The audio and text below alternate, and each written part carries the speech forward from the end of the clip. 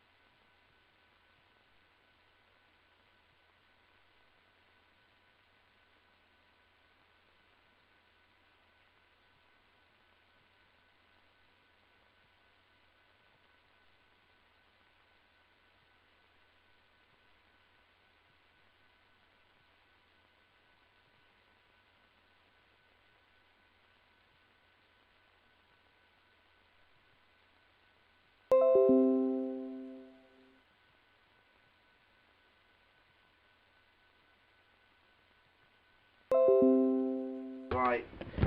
Hello, hello, hello. Can you hear me all right? That's all right. Don't worry. Okay. Yeah, that's fine. We'll dial back in on that one, and I'll speak down the line in a second. Okay.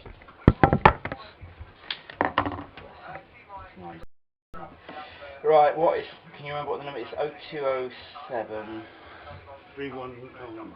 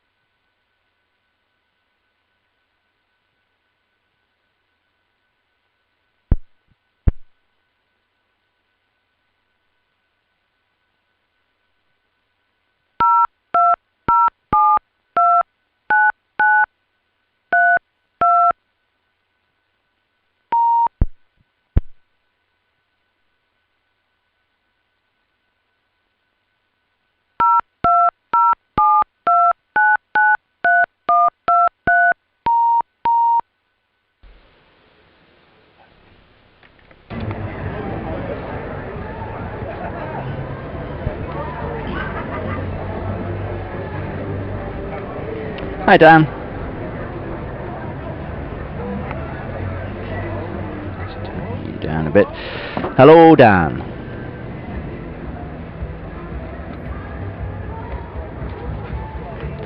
One, two, 1, 2, 3, 4, 5. Hello, hello, hello.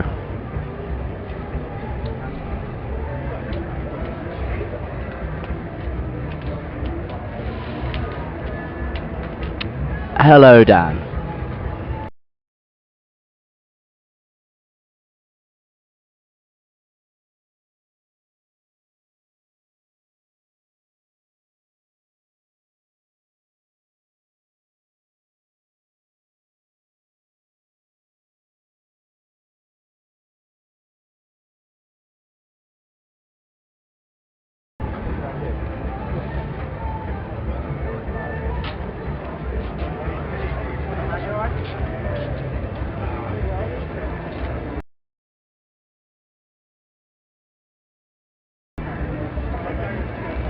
Hello, mate. I'm dialed up on the same number, and it's all connected at this end.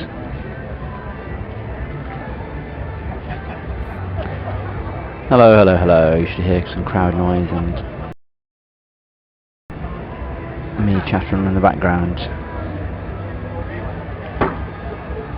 Okay, so you've got the desk open. What are you listening to on the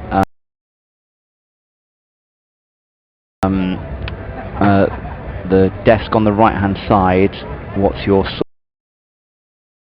source in terms of where the clean feed's coming from?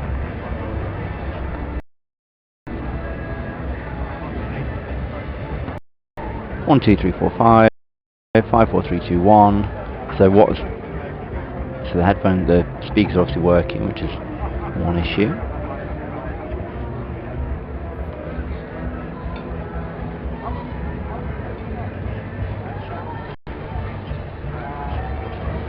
Yeah, on the right hand side you shouldn't have to. So assign the ISDM 1 if that's what we've called in on. Stick that on one of the 1 to 8 faders on the left and open that channel. Yeah, 1, 2, 3, 4, 5. Hello, hello, hello. Can you hear me? Right. We'll put something. So put.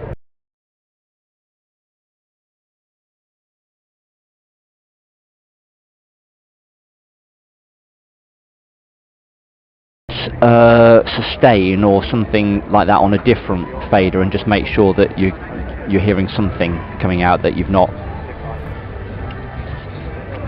Okay, so that's coming out over the headphones and you can't hear me. That's slightly concerning. Okay, well let me. Only problem with that is it would. I mean, you have to set something up. I can try a different ISDN number and see if that makes any difference. Okay, I'll dial in on ISDN 12 then, so get that one selected and, well, stay on the phone, I'll do that now.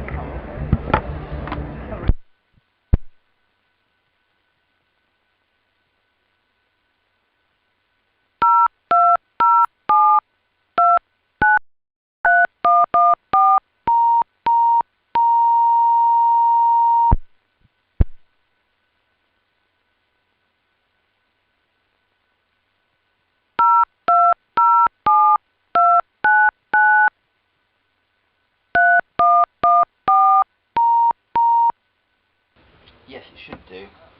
I'm connecting on.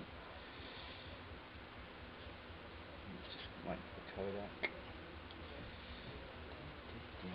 Okay. Hello, 1 2 3 4 5. Okay, I'll put the phone down then. Right, can you speak back to me on talkback then, down the line, just make sure I can hear you. Yeah, no, I can hear you, that's fine. Well, okay, I don't know what's happened there, but yeah, it might be to do with the way it's set up for putting commentaries out on the championship with what's been set on Key, but don't worry about it, you can hear me now and that's fine. So okay, so it's not a clock start, is it? We can do it kind of whenever you want. So we'll aim for around 25 past, but do it on a song that makes sense, kind of thing. So don't just do it 10 minutes and 10 seconds into a song. You can wait another minute or two, and then yeah, we can pick the right thing. So yeah, no, that's the way. Rich left you a sting to use and bits and pieces, or has he just said for me to take on? If he hasn't, then don't worry about it. No, don't worry, because he'd been making some of them for some of the commentaries, but if he hasn't done one for this, then he obviously hasn't bothered, so that's fine, it's not a problem. So just fade it down, let me know when we're live, and I'll just pick up and we'll go from there.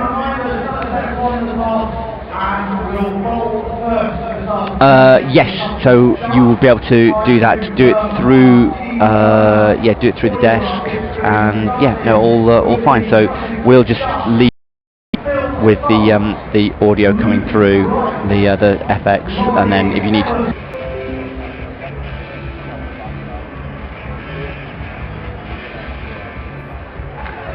fine, it's just to warn people that somebody may be taking control in something they may not be able to or may not want to, so no, that's not a problem at all. Just down.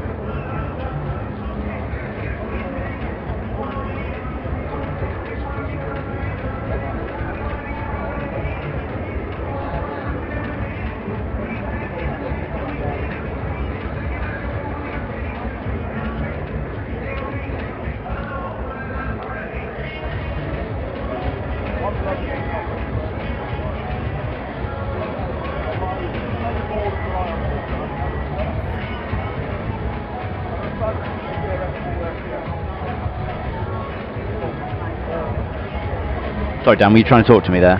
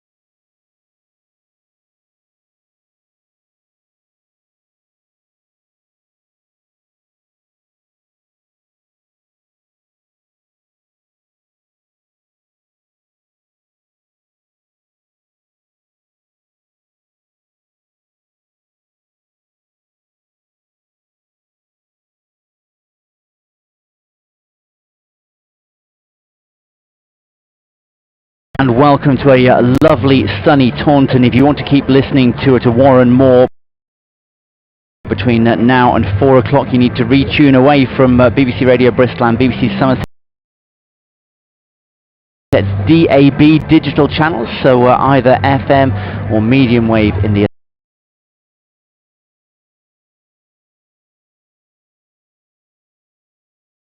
Somerset area will get you what you need, because for the next 3 hours or so we're talking Vitality T20 Blast. It's the Somerset against the Sussex.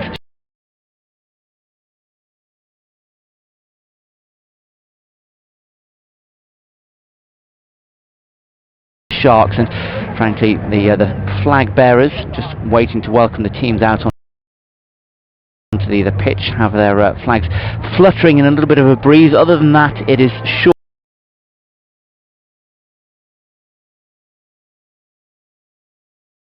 sleeve weather. There are a fair few Panama hats I can see around the ground, which is mostly full already. It is a 19-year-old has been preferred to Jamie Overton in that sort of late middle order, and presumably will bowl some of his left arm seam up. Okay, well we shall wait and see that. They were certainly very impressed with him in the build-up to this, so they're giving youth its chance. As for Sussex, well, I'm not going to steal his thunder. Adrian Harms can tell you the story of how Alex Carey has arrived to play. The Australian, he is into the team. The full lineup for Sussex is Phil Sol, Luke Wright, Laurie Evans, Carey in at 4, David Visa, Delray Rawlins, Rashid Khan, Ollie Robinson, Danny Briggs, Reece Topley and Tymor Mills.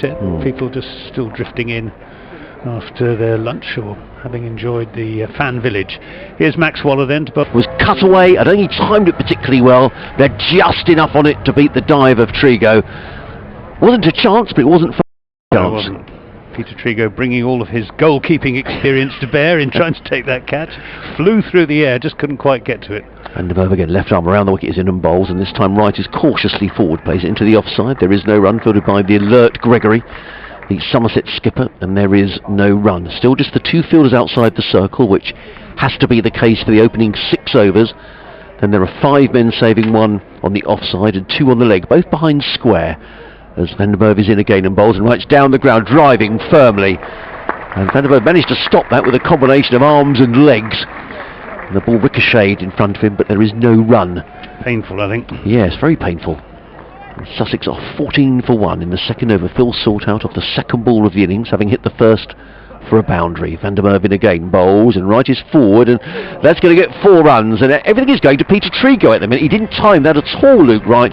It went through sort of wideish backward point. Trigo dived, but couldn't see whether he dived over the ball or whether he couldn't quite get there. Either way, another boundary to Luke Wright. It's the end of the second over, and Sussex are 18 for 1. Well, that's despite the one was used on Friday evening, and the feeling was that Somerset's 172 was 10-15 probably below par.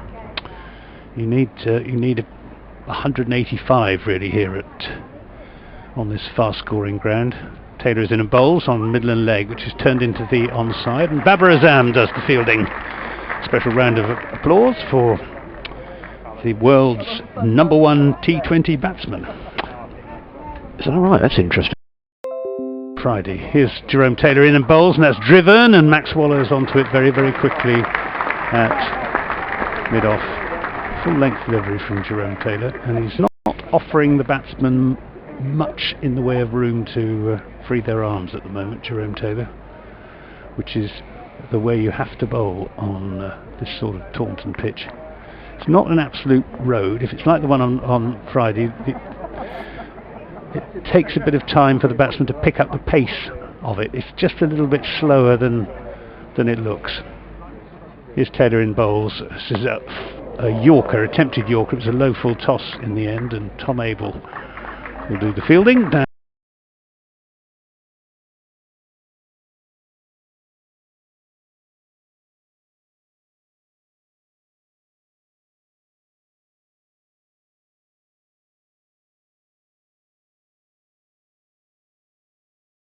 Down at third man. 21 for 1. Is it terrific, Anthony, to see cricket grounds absolutely full to the rafters? Hove has been packed for the first 2 games. 6,000 people crammed into Hove under the lights is terrific fun, and I think a lot of counties are reporting sell-out crowds, which is wonderful news. Yes, I think England's winning the World Cup has given the whole game a terrific shot in the arm. Here's Taylor then. He's bowling to Luke Wright. He's there. He bowls a full toss, low full toss, which is driven straight to James Hildreth at extra cover. End of a good over from Very good over. Jerome Taylor. Went for just 3 runs. At the end of it, Sussex 21 for 1, with 5 to Laurie Evans and 11 to Luke Wright. Yes, he was disappointed there, Luke Wright, that he picked out the fielder on the offside. There was 5 fielders on that offside, but he hit the ball straight to him. You could just sense the frustration there from Luke. The PA announcer's getting very excited about something. I'm not quite sure where he is. But anyway, is this Gregory? It is Lewis Gregory. Who played for the England Lions a couple of weeks ago alongside Ollie Robinson in the game down at Canterbury against Australia A. The Somerset skipper's going to come running into bowl to Laurie Evans. In the 4th over he bowls, and Evans drives handsomely down the ground. Good clicking shot, which doesn't get a run if he hit the stumps. I think I'm not sure if that's out. The reaction of the fielders is that he didn't. It was driven down the ground by Laurie Evans. It was a very smart piece of fielding at mid-on, and Evans looked to me to be struggling. Now, whether the ball didn't hit the stumps, whether Gregory fumbled it slightly, I don't quite know, but it looked, that looked tight. It did look close. That was a very. Is that Waller at? Who's that at mid-on? That's Tom Abel. Well, it was a terrific bit of fielding, and Evans looked to be struggling. However, he survives. Laurie Evans goes to 6 off 8 deliveries. Sussex 22 for 1 as Gregory, in lovely sunshine, runs in and bowls to Luke Wright, who drives firmly down the ground. This time to mid-off, and another good bit of fielding there at mid-off prevents a single. No, it's not Tom. It's Tom, the other Tom, Lammonby. Right. Tom Abel is out at deep mid-wicket. And that was Max Waller who fielded on that occasion, racing in from the edge of the 30-yard circle. There were 4 men saving one on the offside. Three on the leg side. The two fielders who are out are a deep mid-wicket and a... see you in a minute, as in comes Gregory. Bowls. Short pulled away by Luke Wright, and he's going to be caught by Jerome Taylor running back. Oh, he's dropped it! He's dropped it. Well, at this level, that's a really poor drop, and and you don't want to give Luke Wright too many chances, and Luke Wright was probably thinking, I might as well run back towards the pavilion. Luke Wright was on 11 when that happened. It was a mistimed pull shot. It spooned into the air. Taylor did all the hard work. He ran to his left, and he spilled a sitter, really, as Gregory is in again. Bowls to Laurie Evans. He runs that one down to third man. That was the fielder outside of the circle that I couldn't see. And the fielder down below us by Overton. I don't think I was harsh, was I there? That was a pretty routine catch. He, as you said, I mean, he got himself... the difficult part was getting into position to take the catch. He did that perfectly, and then, I don't know, lost concentration. Yeah. Well, a big let-off, and if Sussex had lost both Salt and Wright in the opening 4 overs, they would have been huge blows. Gregory again comes in and bowls to Luke Wright, and Wright up on his toes and steers that one to third man, fielded there by Overton again, who needs to move to his right to field the ball. One more to right, he goes to 13. And you were mentioning, Anthony, that Somerset know the destructive powers of Luke Wright from last year at Edgbaston. Indeed. So burnt into the memory. I quite enjoyed it, but I can understand that you wouldn't have done that. In comes Gregory, running in over the wicket and bowls. And Evans with a stylish drive, but only as far as backward point, which was footed by Peter Trigo, and a very good over by Lewis Gregory, in which he concedes just the 4 runs.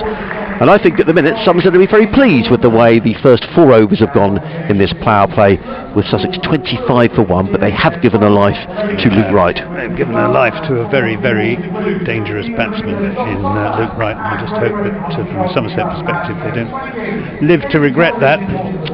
Certainly Jerome Taylor owes Lewis Gregory an apology, and particularly disappointing because Somerset are known as a very, very good fielding side, one of the best in the country. It's become one of their hallmarks as a cricket side, and for a simple chance like that to go down. Here's Craig Overton then. He's coming in to bowl to Luke Wright, and this is a big swing from Wright, and makes no contact, goes through to Tom Banton, swing and a miss, advancing down the pitch there, Luke Wright. Yeah, I think Luke's feeling here that Sussex are undercooked in this power play, and he's looking to get the innings. It hasn't been really any momentum to this innings.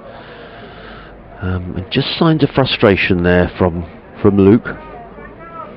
Overton turns at the end of his run, running in from this Somerset Pavilion end.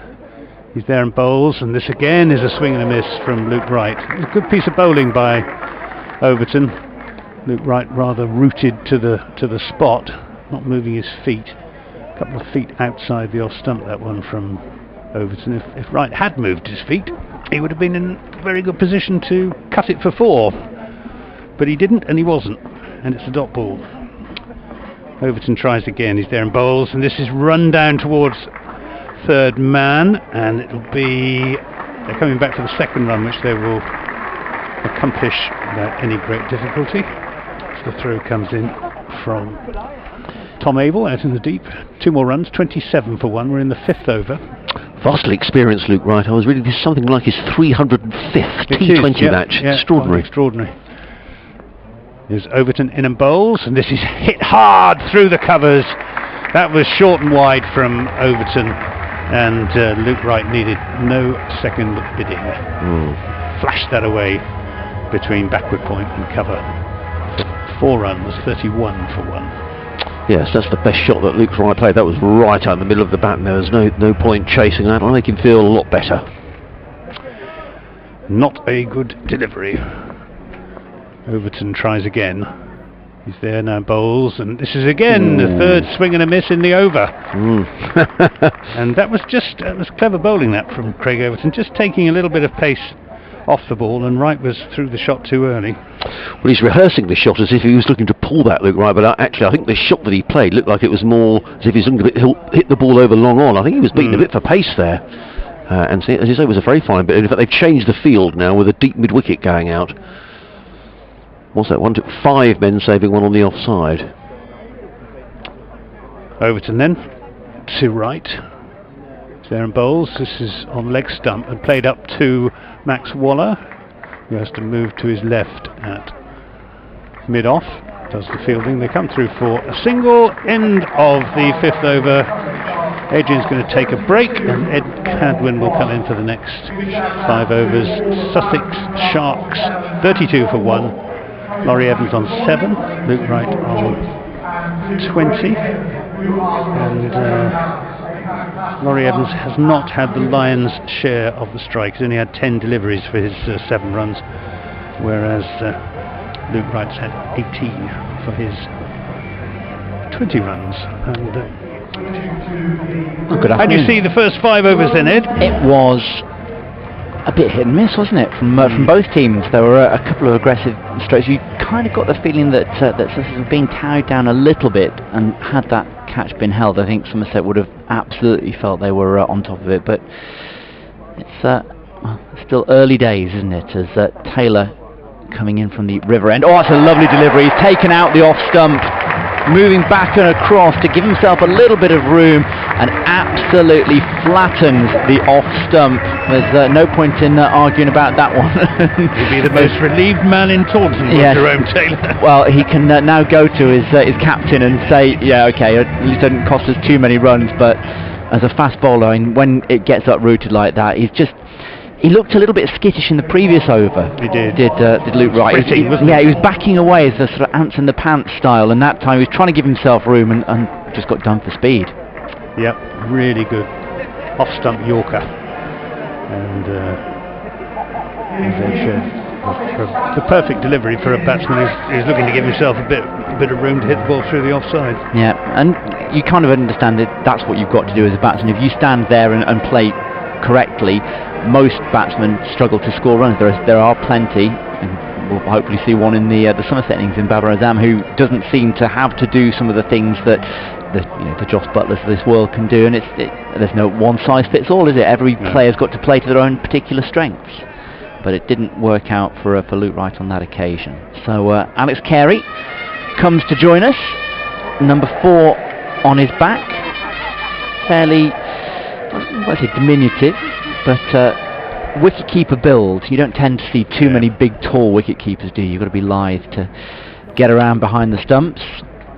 Must consider himself unlucky not to be in the Australian squad for the Ashes after having a terrific World Cup. I guess having a captain that plays the same position doesn't help your case, does it? As Taylor in and Carey in behind that one, half thought about the run, but very quickly realised that there was no chance of that.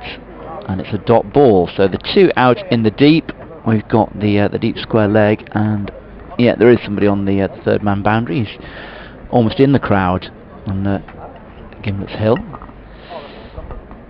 and there's just must be very few clouds over this part of Somerset, just obscuring the playing surface at the moment. But it is a lovely warm summer's day as Taylor comes steaming in towards us. That was off a shoulder of the bat, wasn't it? And it's looped up to, well, actually probably would have gone over a traditional slip just about. It ballooned up, and they've scampered through for a single. Lively looking pitch at the moment, isn't it? I think the Timor Mills will be looking forward to bowling on this, as indeed will Reece Topley. I can only imagine the pace that they'll be looking to generate, because certainly Craig Overton in the previous over, a couple of those where he just got the ball through the batsman before they were happy to react. So Thomas in, that was full delivery Yorker length. It's dug out by Evans, and he'll pick up a single to mid-on. Do tweet us or tweet me. I'm at AntKib. I'm just trying to remember what Adrian's at BBC Sussex Sport. Had a tweet from Richard Dawson saying Quantock mentioned in about 30 seconds. Must be a record. It was, and it might be, but it wasn't me what said it. It for was, once. It was Adrian Malud. As Taylor in again past the umpire. That one just squares up Carey a little bit. He dumps it down into the offside, the left-hander, but there is no run to be had, and this is a very fine over. Yeah, it can't be often that the Quantocks are mentioned without your voice being part of the commentary. Well, money does change hands on that. I'm not sure it will take me to refer to the Quantocks. So sometimes I deliberately hold off. Yeah. But they are looking particularly lovely this afternoon. And let's face it, there are plenty of beautiful county grounds around the circuit, but on a day like today, with the sort of the bowl that we've got here, there aren't many finer places to watch your cricket. As Taylor in, goes for the bouncer. He thought about that one, Carey. He sort of hung the bat up and then didn't go through with the stroke, so we'll give him the credit to say he pulled out of that one. But that is a fine over from Jerome Taylor. What, 2 runs from it? I think 2 runs from it, and he got the wicket. So yes, 2 runs in the wicket. Yeah. That is a pretty healthy return. So he's gone for just 4 runs in his 2 overs. Oh, maybe he felt, I think probably as some in the commentary box did on Friday, it wasn't his best work, and he's come back firing. Well, he's been bowling with intent. He's been bowling to a plan. I mean, the Yorker was obviously premeditated to Luke Wright. There's a very good quick bouncer at the end of that over. Here's Max Waller. This is driven up to long on, or almost straight, in fact, and Craig Overton does the fielding. So 34 for 2 in the power play. That will be regarded, I think, by the Sussex Sharks as a disappointing return. Yeah.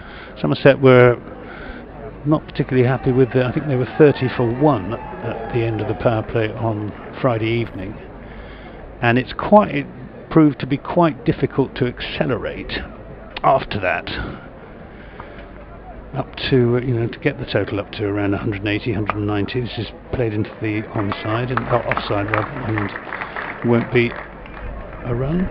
Just strange, isn't it? Because it used to be if you didn't get sort of 50, 60, 70 in a power play, you were upset, and that's not the case now. Here's Waller in and bowls, and Carey back on his stumps, turning it into the onside left-hander. Alex Carey. He's 27, born in Loxton, South Australia. 29 one-day internationals, 19 international T20s for Australia. He averages 29 in T20 cricket. This is played into the onside for a single as he's back on his stumps. Another good ball from Max Waller, who's pushing it through. He bowls a lot of googlies and flippers, doesn't really turn his leg break, Max.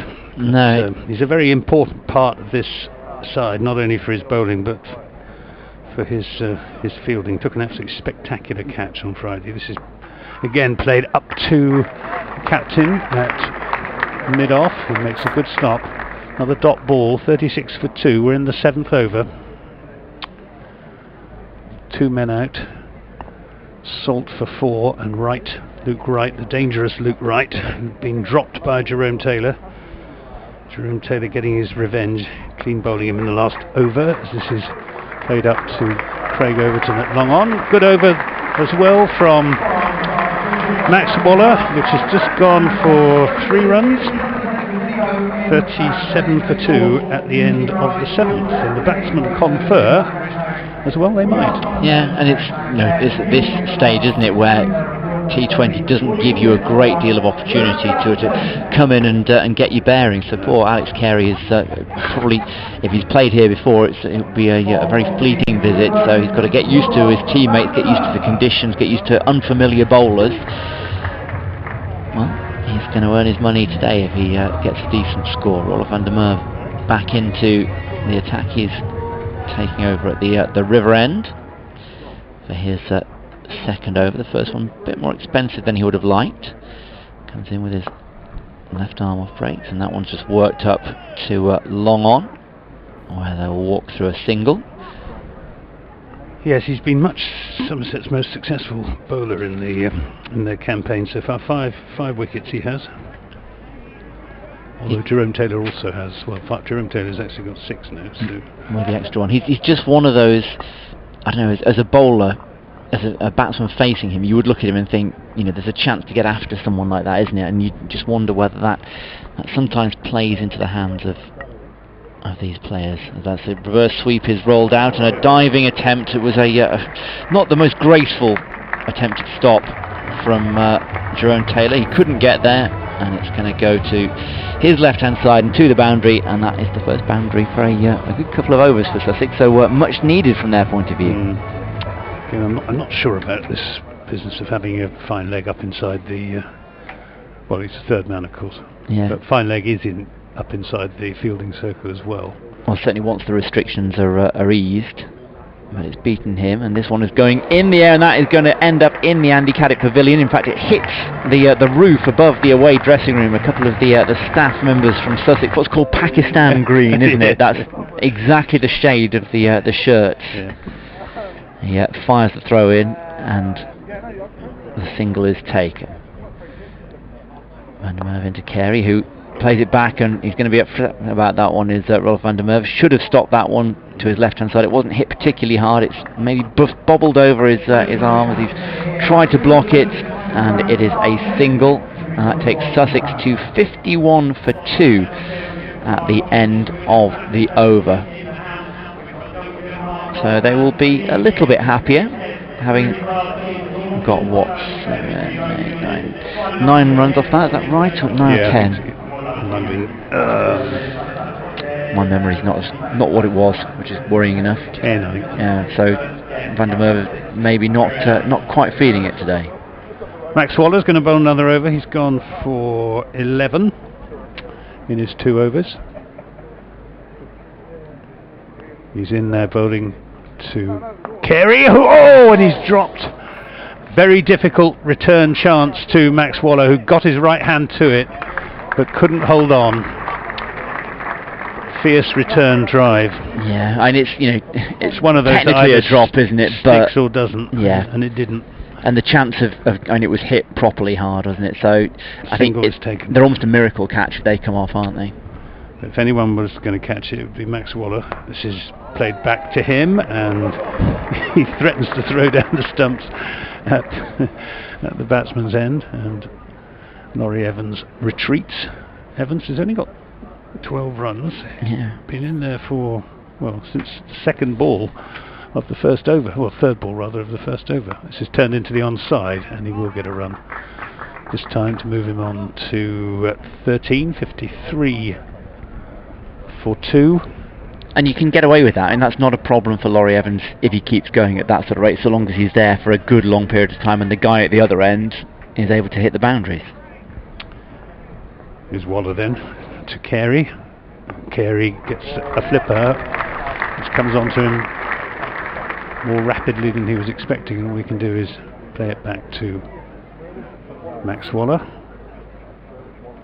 Bowling from the Somerset Pavilion end. This is short and has pulled away, and that will probably run away for 4 runs. It will indeed. That was a poor delivery from Max Waller, dragged it down, and all Carey had to do was beat Peter Trigo, who's at short fine leg, and he will be assured of a boundary, which is precisely what he got. You're listening to cricket commentary on this Vitality Blast match from the county ground at Taunton between Somerset and Sussex. Myself, Anthony Gibson, Ed Hadwin, Adrian Harms. This is played up to long off by Carey for a single, 58 for 2, and we're broadcasting to you on BBC Sussex, BBC Radio Bristol, and BBC Somerset DAB, and on the BBC website. That's the end of the 9th over, 58 for 2, the Sussex Sharks, who were asked to bat first by Somerset after Lewis Gregory had won the toss this afternoon, and Sussex have lost 2 wickets. Phil Salt, who was out, caught off a leading edge of the second ball of the innings for 4, having hit the first one for 4, and Luke Wright, who was badly missed by Jerome Taylor, but Taylor had his revenge, clean bowling him with a Yorker for 20. Interesting body language there from Max Waller. I think he had a chat with Lewis Gregory in one of his previous overs. I think he feels he could got carried. He felt he wasn't picking him, but he was trying to get a bit of extra rip on that one that he dropped short, and just left it as an absolute appetizer for the Aussie international, who now will face Lewis Gregory. Plays it back down the pitch. He's claiming the run out there. I don't think the wasn't in a very, he wasn't in a very good position to. Because you're trying to get out of the way, aren't you? You're trying to get out of the way and see the stumps. I think he did get a touch to it. Whether the non-striker Laurie Evans was in his ground, I couldn't tell you. Neither could the umpire, unfortunately. So it's a dot ball, and Gregory in once more. Drops that one a little bit shorter. It's pulled out. It's going to pick out Babarazan on the deep backward square leg boundary, and he will take a single from the delivery. 59 for 2 is the score. And Lewis Gregory just taking a little amble back to his mark and runs in towards us. Right arm over, much fuller, much more leg stump. That one's worked behind square on the leg side, and that's going to be 2 runs as Taylor tries to get there. The engine was working, but he was stuck in second there, I think, Anthony. It's like running in treacle, isn't it? Yeah. The effort was there, if not the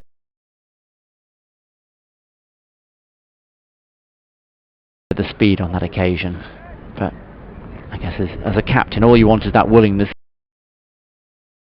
Is it? He's not suddenly going to wind the clock back and hit the same marks that he was 10 years ago. That one's in the air. It's going to be safe. He's hit it out towards mid-wicket. Not the most elegant of shots from Laurie Evans, but it will pick him up a single.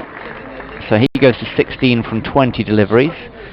Alex Carey has 21 from 17 deliveries. 62 for 2, coming towards the end of this 10th over. I could just another wicket, and Somerset would very much feel that they were in the box seat at this still relatively early stage. That was a good Yorker and well defended in the end by Carey. He just managed to evade the dive there of Gregory off his own bowling and picks up a single. Good piece of bowling, wasn't it? Yeah, a difficult one and actually well dealt with. He just got enough angle on the bat to work it wide and keep that scoreboard ticking over, which is what Sussex need to do, having lost those 2 early wickets. Sirens wail in the background. Contented murmur on this lovely Sunday afternoon.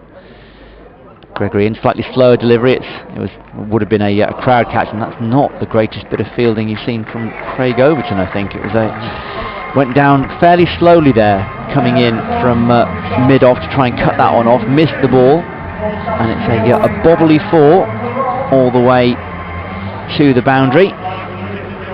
Somerset fielding not at its best. It's been a bit of a mixed bag, hasn't it, so far? So I will depart. And we've got a special guest who's going to make a quick appearance.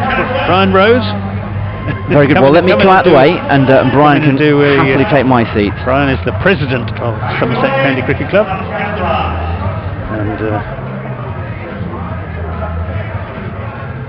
Anthony, hello everybody. good afternoon, Brian. Good afternoon. How do you see the state of the game at the moment then? I think it's a pretty even game at the moment, and I agree with our fielding has not been up to 100% quite today. as sharp as it usually is. It could have made a difference of about 15. Here's Roelof van der Merwe. This is lofted down the ground. It's going to be 6 just. Yeah. Clears the boundary by about 4 yards down below us. And Roelof van der Merwe has not been as economical in this game so far as in his previous appearances in the T20 for Somerset. I like the look of this Carey. He's a talented young player. That's played into the offside and well fielded by Lewis Gregory. The captain setting a good example there, diving across at mid-off, just like you used to, Brian. And dashing. This is a hit in the air. It could be cut off. It's behind you.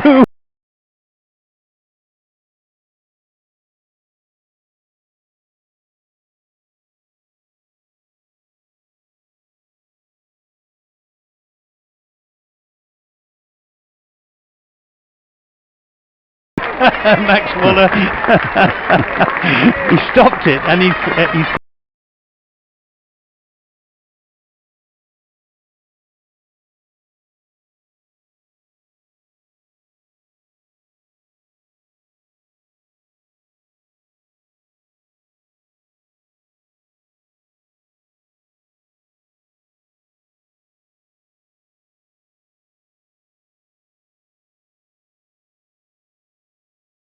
thought, I think, that it had gone over the boundary. But he eventually located the ball. They come back for 2 runs, 75 for 2. Carey on to 30. Yeah, he does look a decent player.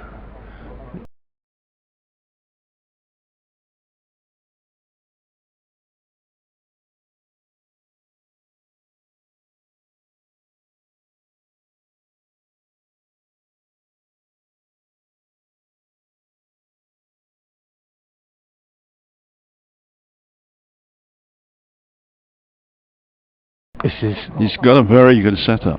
His head's in line between the wickets, and he plays very straight as well. So for our Sussex listeners, Brian Rose, president of Somerset County Cricket Club, and of course captain Somerset from 1978 to 1983, when they won all of those trophies.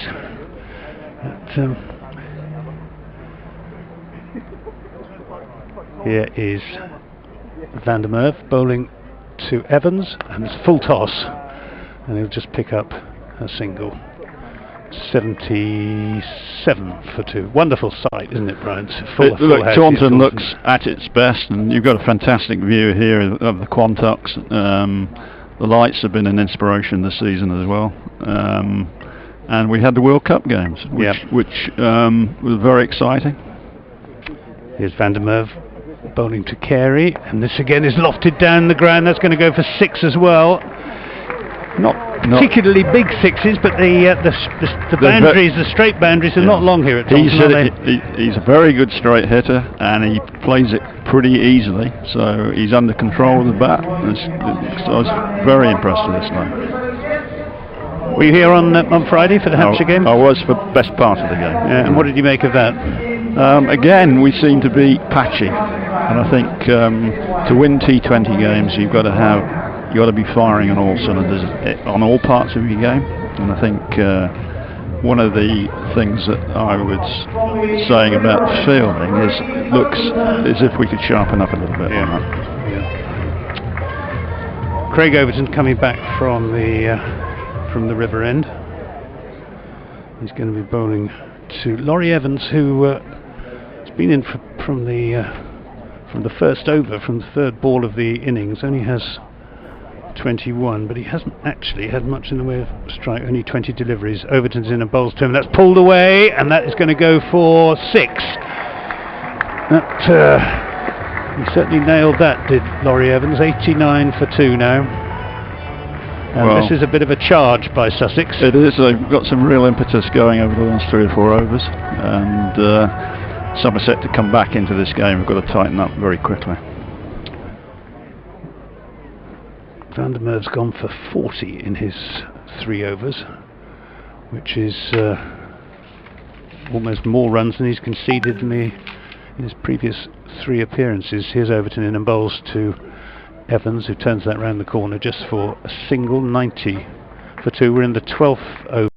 I'm Anthony Gibson. With me is Somerset's president, Brian Rose. At the end of this over, we will make a double change, and Adrian and Ed will come to take us through to the end of this innings. But it's been a bit of a mixed start for Somerset in this competition, isn't it, Brian? It is, and this is one game that we really need to win. This is a full toss, which is hit down the ground for 4. Nothing that Max Waller could do about that, running round from long on. Another expensive over, this. 6 and a 4 already off it, and 80 at worst.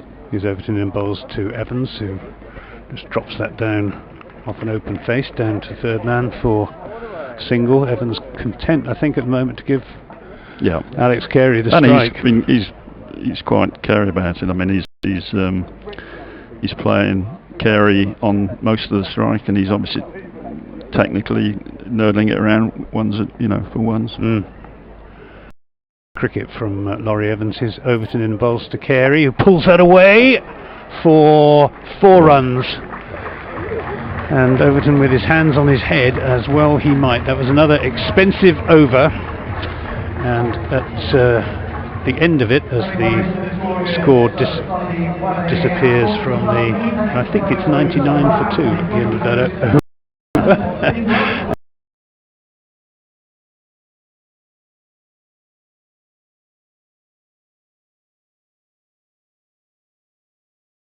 And thank you very much indeed, Brian. Okay, thank you for. We'll let you go back and entertain your guest.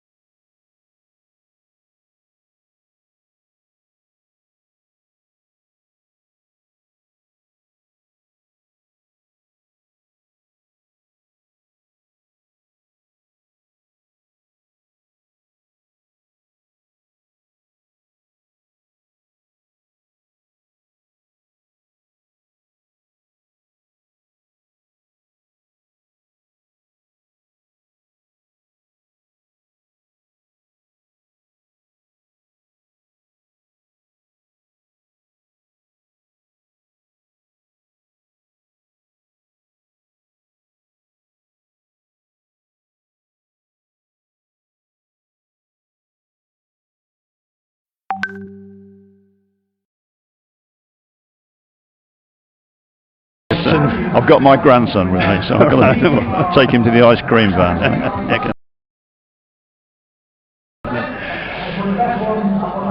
That's Brian Rose, the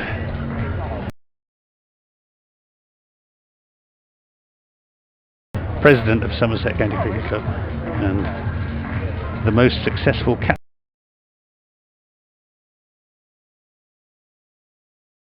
in Somerset's cricket history. Welcome back, Adrian. Yes, thank you, Anthony. Well, Alex Carey showing no ill effects of his jaunt to Geneva yesterday. He's batting splendidly, and Sussex, having had a slow start, certainly the power play was certainly Somerset's, with Sussex on 34 for 2 and Salton right back in the pavilion, but since then these two have batted beautifully. Sussex now 100 for 2. As Laurie Evans waits and smashes that first delivery straight down the ground. That was just stand deliver. It was a shot straight down the ground. Tom Larenby left arm over the wicket. Laurie Evans just stood on back foot, just hammered that straight back down the ground, and it's 4 to Laurie Evans. Lovely shot, and Sussex are on a roll here. Yeah, welcome to the game, young man. That one, wasn't it? It was definitely they've got their eye in now. Larenby runs away from us again. Young 19-year-old.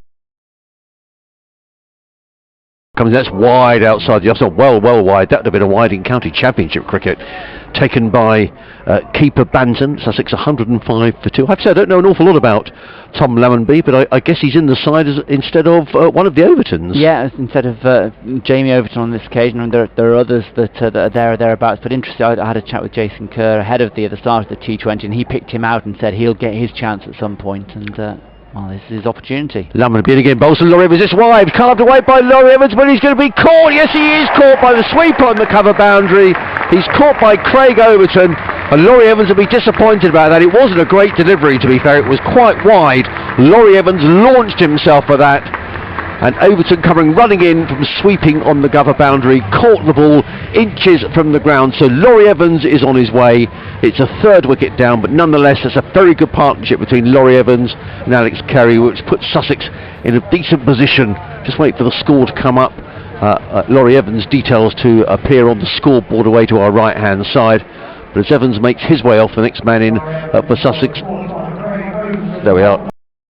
Yeah, I think 33 Yeah, 33. There's Laurie Evans. I can tell he's disappointed, Laurie, as he makes his way. He's just thrown his gloves to the ground over there because he looked really well set. And he'll just be disappointed that he was out in that fashion. Nonetheless, the new man in is David Weiss, who has a chat to Alex Carey, who's there on 46 off just 26 deliveries. Good old Sussex by the sea, the strains of around the ground. That's nice to hear. Well, it's nice to get the walk-on music, isn't it? But he should be upset with himself. He chased a wide one there, and it was really wide. He couldn't control it. It was a beautiful catch by Overton, sliding in on his knees to take that, which again, having not covered himself in glory a couple of overs previously, that was much better. And Lammonby, well, he persisted with the wide one, and he got the wicket in the end. Lammonby coming into bowl to a left-handed Alex Carey's in and bowls, and Carey just nudges that down the ground, down to long on, where it's fielded by Tom Abel. One more to the total, one more to Carey. He goes to 47 of 27 balls, 106 for 3. A very good afternoon to all the folk listening back in Sussex, indeed those around Somerset, and indeed, who knows, around the world as well. We do get listeners from all over the place to these T20 commentaries. And Taunton looks magnificent. Just a few high cotton wool clouds in the sky, lots of blue sky, the ground absolutely packed to the rafters. And this is an absorbing contest. Sussex having been put into bat 106 for 3. David Visa, the South African's about to take strike to Lammonby, who runs away from us in and bowls, and Visa's up on his toes and plays that without timing straight down the offside of the track, and Lammonby just runs across and fields, and there is no run. And as a young cricketer, Lammonby certainly could have been chastened. You clobbered to the other boundary and then a very wide, and you sort of felt that it was going to be a big test of him. He gets the wicket, and now all of a sudden Visa's got to play himself in, and you get the chance as a bowler to get yourself into it. Lammonby again bowls to David Visa. That's a lovely shot through the offside. He's going to get at least one and maybe two, but Overton is quickly round, sweeping on the cover boundary, and the applause will tell you that was a good bit of fielding. He was round smartly and got in the throw, but Visa is on his way, 107 for 3, and it brings the left-handed Carey back onto strike. Just the details of Laurie Evans' innings. He was in 33 he made in 27 balls with 2 fours and a 6. Came in when Sussex were 32 for 2 as in comes Lammonby. The last ball of the over bowls to Carey, who plays stylishly out through the covers. It's fielded out there by Baba Azam, who gets in the toe. So it's the end of the over from Tom Lammonby, who picks up a wicket. Perhaps not with the best ball that he'll ever bowl, but nonetheless he's picked up a wicket. He'll be pleased about that. And the Sussex Sharks are 108 for 3. Carey on 48 of 28 deliveries. David Visa has made 1 of 2 deliveries, and that partnership between the two was worth 68 plus 5, 73 between Alex Carey and Laurie Evans. Well, Adrian, you say people listen all over the world. We've got Sam Trigo, brother of Pete, who's listened to us chilling with a beer in Spain. Very nice too. Although usually I'd say at this point in Lucky Devil or something along those lines, but actually it's glorious back here. But he's predicting a 6-wicket victory with you-know-who hitting the winning runs. Well, we've got a bit of sort of Mediterranean weather here, really. It's absolutely glorious. Well, I guess as his brother you couldn't really say anything different, could you? Max Waller back into the attack from the river end very quickly, and that one is worked up to long on by the very impressive Carey, who is now 1 short of his half-century of just 29 balls, and it's not like he's taken lots of liberties and chances out there. He's just looked busy, aggressive when it's needed, and like a very good signing for Sussex. Slight reorganisation of the field as we've got the other left-right combination. It's the right-handed Visa who's facing this one. He's gone in the air, should land short of the fielder. It is just, that was a really good attempted catch there. I think that's Van der Merwe. Yeah, it is Rolf Van der Merwe who dove forward and then wore it on the chest. It's bounced maybe a foot in front of his outstretched hands and it's gone up, hit him right on the chest, and they've scampered through for a single. Yes, that's right in the slot where David Visa likes to play. He likes to play that shot over long off, but he didn't get that at all, and it was just short of the fielder. Waller in, and Carey plays that down the ground. He'll pick up a single, and that is his half-century. 50 from 30 deliveries for the Australian international. He acknowledges the applause around this county ground, and well he might, because when he came in the situation wasn't great for Sussex, and he's done a very good rebuilding job. Well, he's batted really superbly, because Sussex were in trouble when Luke Wright was out on 32 for 2.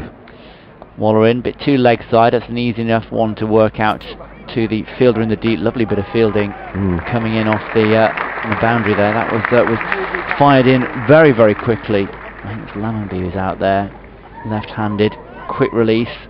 And they were a good 4 or 5 steps down the pitch for a second, and then turned back quite rightly. Waller to continue, and his final over really fires that one down. That's carved over backward point, and that is going to be another boundary. Waller looks mid-track, askance, but that was good quick hands from Carey to get that over. It wasn't far over the head of Lewis Gregory, but it was far enough that it was never a chance. Yes, and it was wide enough, wasn't it? And Alex Carey was really able to swing his arms and have a dip at that, and it's exactly what he did. And Carey just moving into his stride. I agree, I think he's batted very straight as well. He's picked up the bad ball, Alex Carey, and that was certainly a wide delivery, and he was able to get that one away through the offside and through over backward point for 4. So Waller in again, a little bit short that one. Gave Carey room to rock back and play it out to that cover boundary where it's fielded in the deep. It's only a run there, so Max Waller goes for 27 from his 4 overs. 1 wicket claimed in his first over after Phil Salt. He broke out the Superman celebration, beginning to rip the shirt open, but steady, you would say, from Max Waller, without being spectacular. Carey is still there on 54, Lisa on 3, so 55 for Carey. And it's going to be Tom Lammonby who's going to come running in over the wicket and bowls to Carey, who eases that down to long on. He's looking for 2 here. David Visa sets off quickly as well. Will they come back for a second? No, they don't. There's a good bit of fielding just down below us, prevents the second run. But Carey's always looking for the second run, and Visa on this occasion said there wasn't one there, and I think that was the right decision. Carey goes to 56 off 33, and the Sharks to 118 for 3. We're in the 15th over. Lammonby just wanders down below us, back to his mark. The ground now temporarily in shade, with a few cotton wool clouds passing above the ground as Lammonby runs away from us. Over the wicket bowls, and Visa steers that to backward point and picks up a comfortable single fielded there by Peter Trigo. Visa goes to 4, and Sussex to 119 for 3 here on BBC Sussex, BBC Somerset. Live cricket from the county ground, a packed county ground. If you've only just joined us, Somerset winning the toss, electing to bowl first, picking up the wicket of Phil Salt off the second ball of the match. He was out for 4. Lammonby in again, bowls. That's a full toss, and Alex Carey caresses that down the ground to long on. It's fielded down below us by Tom Abel, and he's a little fortunate to get away with that delivery as Lammonby. Just the single taken by Carey. He goes to 57 of 34 deliveries, and Sussex 120 for 3. Luke Wright, the second man to go, bowled by Jerome Taylor for 20. And that very good partnership of 73 between Laurie Evans and Alex Carey, but Evans now out for 33. Lammonby in, bowls to Visa, who squirts that one away through backward point. They pick up 1. There's not a second run there, and that's a good bit of fielding out there by, I think that's Overton again, who got in the throw very quickly to Tom Banton. Just a single to Visa. He goes to 5 off 6 deliveries. And Sussex to 121 for 3. Just 5 overs remaining. Anthony was saying that 180 is really what you're looking to score first. Sussex on target as Lammonby is in. Now that's a full toss down the leg side, and Carey can only help it though down to Overton, who's very quickly in from deep backward square to field. Onward Carey, he goes to 58, and the sun is back with us. And Taunton, I have to say, looks absolutely magnificent. Barely a seat to be had. 3 men saving 1 on the offside, 1 on the leg, the other 5 skillers scattered around the boundary as in comes Lammonby again and bowls, and Visa drives into the offside, but again he doesn't time it, and it's just a single again, fielded there by the Somerset skipper Lewis Gregory, and that was a good over by Tom Lammonby, who takes his cap from the umpire, wanders away to his fielding position, and that's the end of the 15th over. So 5 overs to go. And rather inconveniently, the scoreboard has now showing all sorts of photographs of people in the crowd. So as soon as it stops doing that, it's the modern way of doing it. Yeah, it does. It's not great when it's trying to I think it's 123 for 3 at the end of the over with singles off the last, and which looking at that, and Lamby's gone for 14 from his 2 overs, so 7. That's pretty good. The 2 outliers from the bowling side of things have been Craig Overton, whose 2 overs are costing 24 runs, and Rolf van der Merwe's 3 overs have gone for 40. I think it's safe to say we won't be seeing him again. There are 2 overs each for Taylor and Gregory to bowl, and it's going to be Gregory to deliver this one from the river end. He's sending Taylor out to the fine leg boundary. He's gone to long leg. 4 inside the circle on the offside, saving 1 here. Oh, it's no ball.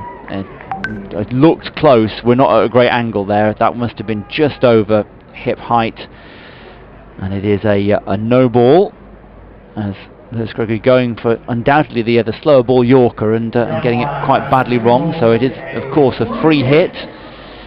The signal is made, the old rotating arm above the head, and now you have to be very careful about what you do with this.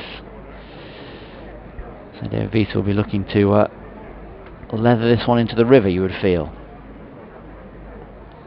So what can Gregory do to prevent that? He goes for the Yorker. It's hit powerfully but straight up to long on, where they'll run through for a single. So in terms of the potential damage, it could have been worse. It could have been worse for some. I mean, for Sussex here, they'll be thinking, well, 127 for 3, 5 overs to go. There's wickets in the bank.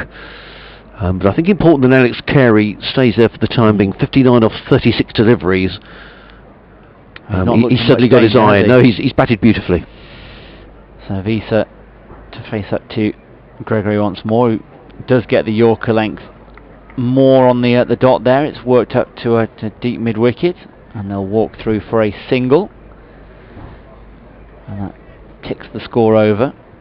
228 for 3. Visa on 8. Carey 59 from 36 deliveries. So it's not been a display of brutal hitting. He doesn't look like that kind of player, to be honest with you. He looks like, as Brian Rose said earlier, very well organised, knows his game. There's been a bit of power in there when it's needed, but just rotating the strike, keeping the scoreboard moving. And he is going to face the Somerset captain here, as in comes Lewis Gregory, and that was a good ball, that one. He's bounced him. He's tried to create a little bit of room by moving back, and he just hasn't been able to get the other hands through it to catch up with the ball. He just bent his back there, Lewis Gregory, and I think he saw Alex Carey coming as well, and just fired that one a little shorter, but it was certainly the quickest delivery that Gregory's bowled so far. Yeah, it sort of followed him a little bit. Players doing that, if you're backing away, you're just looking to ramp it up over third man who's inside the circle. This one is slower outside the off stump. It's looped over the ring inside the circle. Diving attempt to stop it. That's really good fielding in the deep. Lammonby fires in the return. Who was the initial man stopping? Is that Abel? Yeah, I thought it was Tom Abel, the 4-day captain. And there are so many good fielders, it's difficult to pick out the athletic ones now that they run like that. But that was a really very fine piece of fielding. Yep. To keep the score down. There's been a bit of a curate's egg in the field. There's been some fantastic work from Somerset. There's been some lax moments as well. As Gregory in once more. That's again Yorker length. Just tucked up Vita for room a little bit, but did well to get that one out of his feet and up to mid on, where Max Waller does the fielding, and it is a single to the total. So he's going at just under a run a ball. Carey is going for more than that. 62 from 38, 132 for 3 with 1 ball left of this 16th over. So, well, you're in this position that it could still go either way. Gregory, that was a little wide. Yeah, I was going to say it's not too, it wasn't ridiculous in the way that some have been, but it was just the wrong side of that painted black line. That's what, a foot and a bit inside the normal wide mark for this form of the game.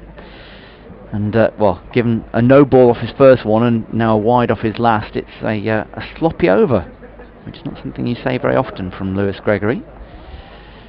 And he comes once more. He's gone leg side, and that's going to squirt away for 4. Nobody's stopping that one. Very, very fine. No chance for Banton to get there. Absolutely no chance for the fine leg fielder. And that was not a great over from Lewis Gregory. That allows the Sussex Sharks to move on to 132, 33, 30. There we go. Yep, the scoreboard has just come back with us. 137 for 3. Another boundary to Alex Carey. Live cricket here on BBC Sussex, BBC Somerset. Myself, Adrian Harms, alongside Ed Hadwin and Anthony Gibson. And no surprise that Jerome Taylor is coming back into the Somerset attack. His 2 overs just cost 4 runs earlier on today. And he's coming back into the attack, so he will bowl 2. Gregory has got 1 more to bowl. I'm wondering who will bowl the other over. Overton's only bowled 2, but he went for 24. Yeah.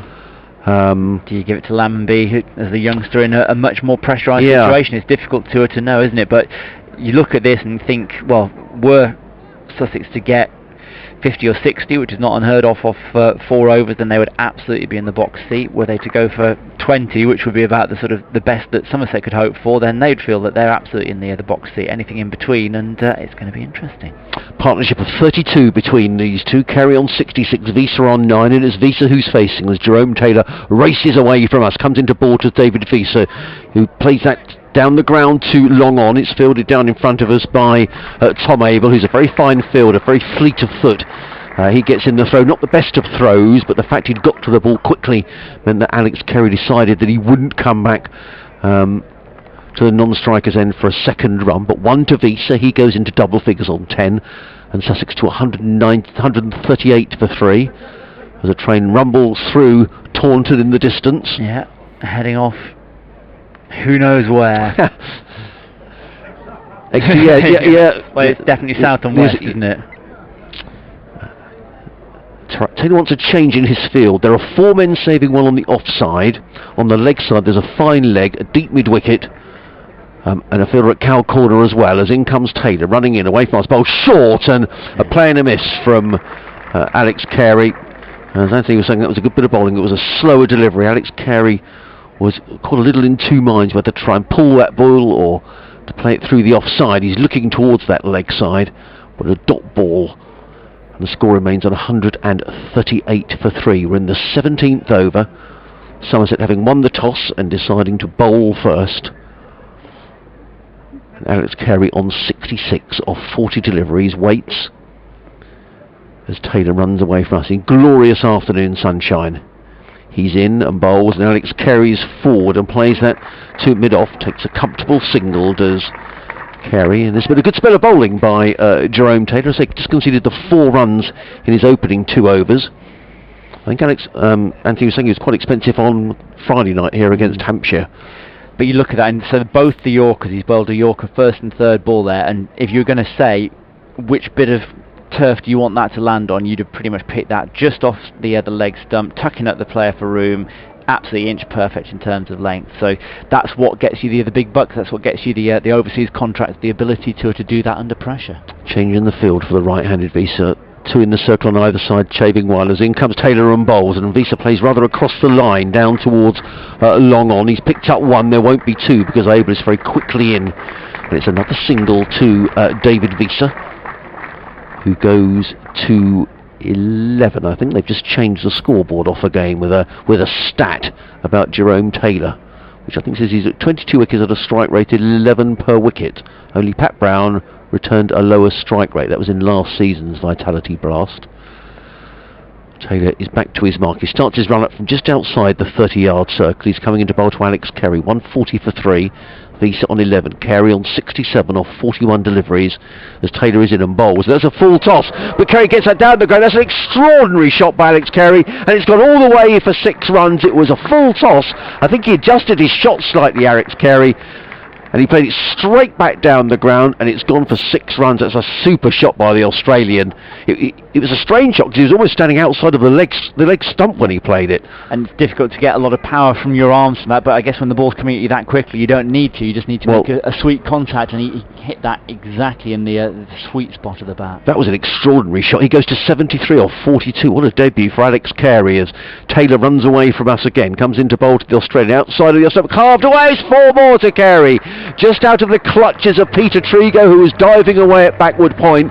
But it's 4 more to Alex Carey. He goes to 77. And what was a good over until then by Jerome Taylor, rather ruined by a 6 straight back down the ground by Carey. Then that 4 through backward point. And Sussex building themselves into a strong position in this game. Carey very much leading the way, coming to the crease when Sussex were in trouble on 34 for 2.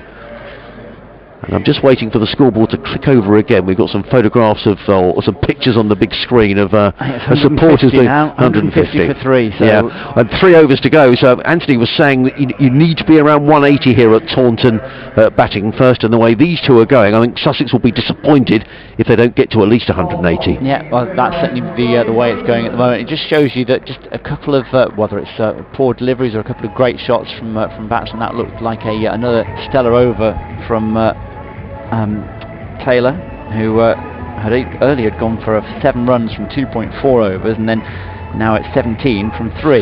Yeah, what it's prompted is it quickly. Yeah, it's prompted a debate. I mean, Gregory's got a problem in terms of who's going to bowl. You would imagine he's going to bowl an over. Yeah, you'd imagine that Taylor will bowl another over, but there's I think he has trusted it to Overton, but there's a bit of a council of players at the far end of the ground deciding where they're going to set the field.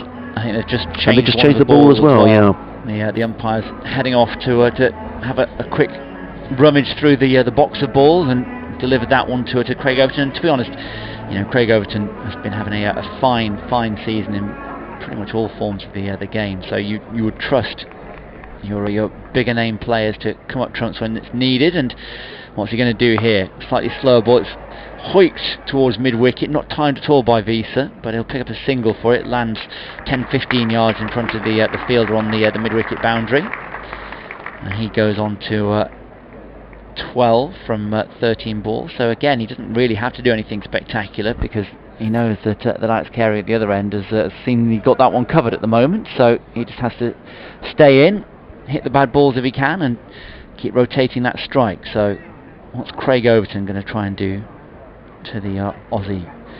He's moving his field around, so it's 4 inside the circle on the offside. There's a lot of protection in the deep on the leg. As he goes in, that's a decent delivery just outside the off stump, and backing up Vito could have been in trouble there. Yeah. The umpire in line and says no, he made his ground again. I think actually the throw came in from Gregory, and I think Overton didn't take the ball cleanly. He broke the stumps, but he didn't have the ball in his hand, and Visa was able to get back. Visa had come about halfway down the wicket. It wasn't his call, it was Carey's call, and he hit it so well it went very quickly to Lewis Gregory. So I think it was the correct call. It's probably not quite time to take the desperate risks yet. Overton in, that one is hit but mistimed again up to Gregory, who has to sprint in and field, but there was never any danger of a run out there, so they'll get the single that they wanted. That's good deliveries again from Craig Overton, just making a man who's been timing the ball beautifully, Alex Carey, just miss-hit a couple, and he's now got Visa to face. Field moves around to the right-hander. That one's in the air. It's not going to go for 6. It should get 4, though. It's going to split the two fielders out there between mid-wicket and long on. And he does pick up probably his first boundary of the day. Yeah, fine shot by David Visa, because there's 2 men patrolling that leg side boundary. He completely bisected the pair of them, and the ball ran away for 4 runs. And Sussex just needed that boundary because Overton, so far in this over, had only conceded the 2 runs. So Visa again to face. Overton in. Drags that one down. It's in the air. That is going to be a boundary on the offside. It's between point and third man, who is up in the circle. No protection out in the deep over there.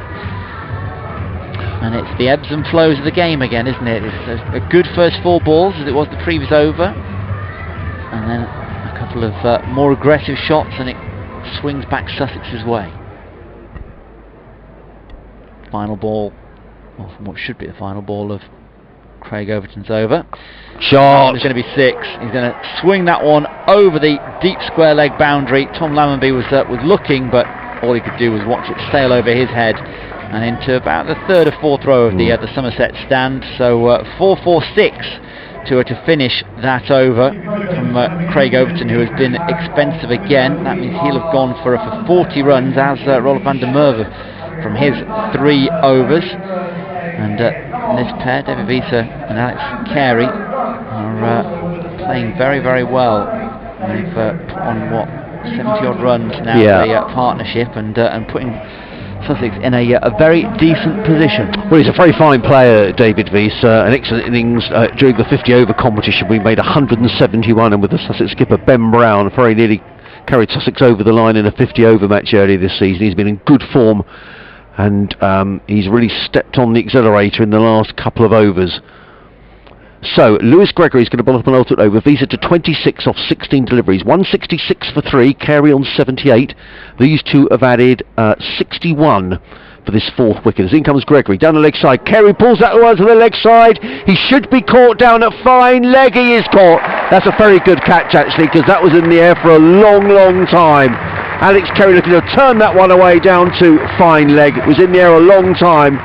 It's a good catch, but what an excellent innings from Alex Carey, who makes his way off on his debut. He's made 78 off just 46 balls with 7 4s and 4 6s. And for a man who was out in Switzerland yesterday getting his visa renewed, he's come down to Taunton today and batted beautifully, and as he goes off, he leaves Sussex in a very strong position. Yep, that was beautifully batted. Just got that one a little bit wrong, hurried him up a little bit, didn't quite get the other hands through it, went up in the air, and it was Tom Lammonby who took the diving catch. It was swirling in the air, and well, I guess the blue sky makes it a bit easier to see than if it was really cloudy, but that was a fine catch too, and Somerset will be very, very happy to have seen the back of Alex Carey, who might have, well, it's not impossible, he could have been looking at a century on his debut if he kept going the way he was.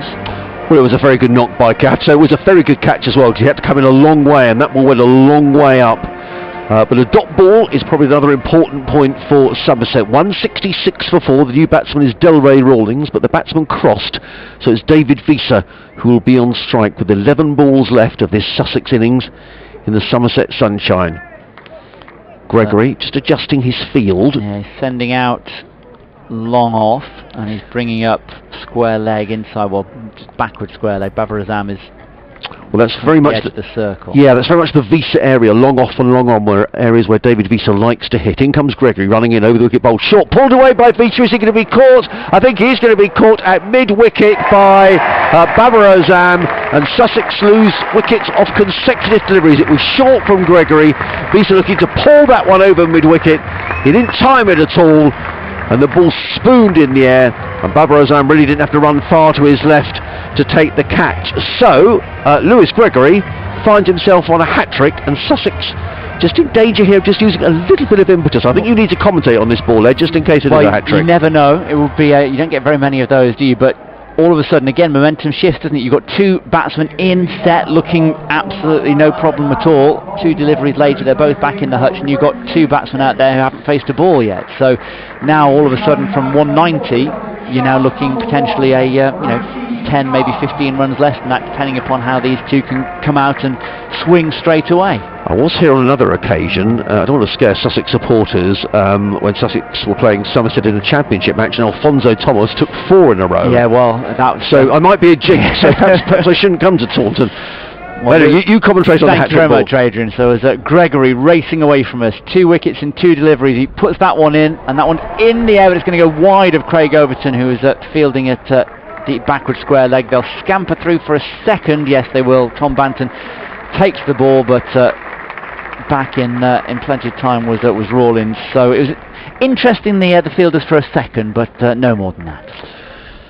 So Delray Rawlings, who in a couple of games in this competition he played, a big 6 against Hampshire last week, then he was out, and he did similarly when he hit a 4 and then was out against Surrey on Friday night. In comes Gregory, bowls to Rawlings, and Rawlings is bowled! And it's 3 and 4 from Lewis Gregory, and Delray Rawlings playing all around of a straight delivery, and his middle stump is pegged back, And all of a sudden, Sussex are 168 for 6. And Delray Rawlings makes his way off, having made just 2. That ball obviously to go between his legs, didn't he? He was looking to heave that one away on the leg side. I can't believe you'd normally say, you set up at sort of 45 degrees. It's such an open stance, wasn't it? But I'll give him the benefit of the doubt and assume that is an attempt to work it to that leg side. But yes, it didn't look great. When you're down on your knees and your stumps are splayed behind you, you're probably feeling a little bit worse for wear at that point, aren't you? Well, this has been some over from Lewis Gregory. He's picked up 3 wickets. He's only conceded the 2 runs. And Sussex just need to be careful here that they make sure they get themselves towards that 180, which Anthony was saying was so important. 168 for 6. What an over from Gregory. 3 wickets he's taken. Those of Carey, Visa, and now Delray Rawlings. He's coming in now to bowl to the new batsman, who is Ollie Robinson. In comes Gregory, bowls outside the off stump, and Robinson rather feels for that one outside of the off stump, and the ball whistles through to Tom Banton behind the stumps, and it's another dot ball. The other batsman who I haven't mentioned is Rashid Khan, who's come in. So neither batsman, Khan or Robinson, have scored. 7 balls to go in the Sussex innings. Sussex 168 for 6, and just 2 runs have come off of this penultimate over. Gregory turns down in front of us. This will be the last ball of his spell. He runs in and bowls, and Robinson, without timing, plays it onto the onside. They'll only get 1 though to deep mid wicket, filled out there by Van der Merwe, and a very healthy round of applause, and a well-deserved round of applause for Lewis Gregory, who picked up 3 wickets in that over and only conceded 3 runs. So with 1 over to go, the Sussex Sharks are 169 for 6, with Robinson on 1 and Khan yet to score. It's amazing how a few balls can change your analysis, can't it? 4 overs, 3 for 30 from Lewis Gregory, who hadn't previously been at his imperious best, but that went a long way to rectifying that. I can't help but feel I think probably, other than death bowling, which is I think the most difficult thing to do, the second and not very far behind it is if you're a middle lower order batsman coming in the last over or 2 where you know everything's got to try and go, and you've got to got the pace of the pitch, you've not got anything, you've got to just come in and say, right, 4s and 6s, here you go, and that is it's very difficult. Certainly that's why it was when Carey was out, it was probably important that David Visa stayed into the end of the innings, but he went next ball. And as you said, Ed, Sussex now with 2 new batsmen at the crease, and they've got to face Jerome Taylor, whose 3 overs so far have cost 17. Yeah, well, and 10 of those came off the last 2 deliveries he bowled, so before that he'd been pretty much nigh on perfect. So a lot to ask of Ollie Robinson, who is patting at the crease now. He goes to try and hoik that one. He gets a decent enough connection on it, but it's going to go up to it a long on. And that will just be a single from that one. Slower ball from Taylor. Well, we saw a little cameo from Rashid Khan at Hove last Wednesday night when he weighed 22 off just 7 deliveries, and Sussex will take a little bit of that now. Well, that's exactly what they're looking for. He hasn't actually, he's been out for sort of 5-10 minutes. He hasn't faced a ball yet, so this is going to be the first delivery he's looking at. And I guess this is what you want. You want an international bowler against, well, an international bowler stroke all-rounder in Khan. It's exciting times. And 170 for 6. It's already a solid enough score. It could still get a lot better for Sussex as Taylor comes sprinting towards us. Right arm over, that's good delivery.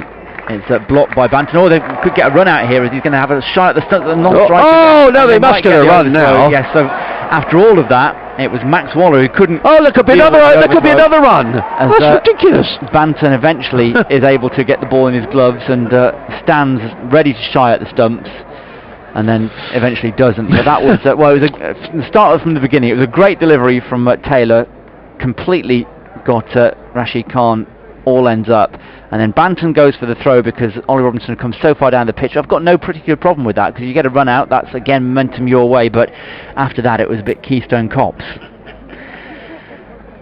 It was only a single to the total though. Robinson facing Taylor, who's launched in a slower bouncer, and this could easily be a run out. He's very, very slow, it is. He's miles out, and that's just, it's poor from both Khan and Robinson there. No communication whatsoever. Khan was basically pretty much at the batting crease, and Robinson hadn't started running, so it was an underarm lob from Banton back to Taylor, who could just saunter backwards and demolish the stumps, and Ollie Robinson departs for 2. And I'm afraid that was not the world's best bit of communication between those two. No, it certainly wasn't. I think Rashid Khan was absolutely determined, whatever happened, that he was going to be on strike, and he called to Ollie. I think once he'd played and missed Ollie Robinson, he just hesitated for a while. Khan was already halfway down the wicket and decided he was going to go. And as you say, Ollie Robinson run out by a country mile. But Sussex just in danger of losing some impetus here. Well, it's certainly been a clatter of wickets in the last over and a bit as Taylor comes in. That one's hit down the ground. It's in the air. Could be a catch. Oh, it is, but it's over the boundary. It's going to be 6. Oh no! Well, I thought that had gone for 6. Yes, it has gone for 6. Yeah, I think he's caught that, and he's maybe he's just parried it over the ropes. It's difficult to see because it's at the far end of the ground. He's got it. And a no ball as well. After all that, well, that was Rashid Khan clearly wanted to be on strike Ed, and he's justified that decision because that's a big blow down the ground. It never quite middled it, did it? But it just had enough, and it was just far enough away from long on, and to no ball as well. You just wonder. Free hit. Going to well, that's going to prove crucial. There've been a couple of wides and no balls as Taylor comes in. And is that a wide? Yes, it is. Yes, it is. And another no ball. Oh. So it's another free hit. Yeah, another free hit. So does that mean that Sussex have got 2 free hits here, or is it? I'm not entirely sure. The scorers. This is when the scorers who are sitting next to us really earn their keep, don't they? It's not often you see something like that, is it? So 181 for 7 is still the score. There are still 3. Yeah, so the free hit still stands, yes, doesn't it? Absolutely. Because it was a wide. So it's Khan to face.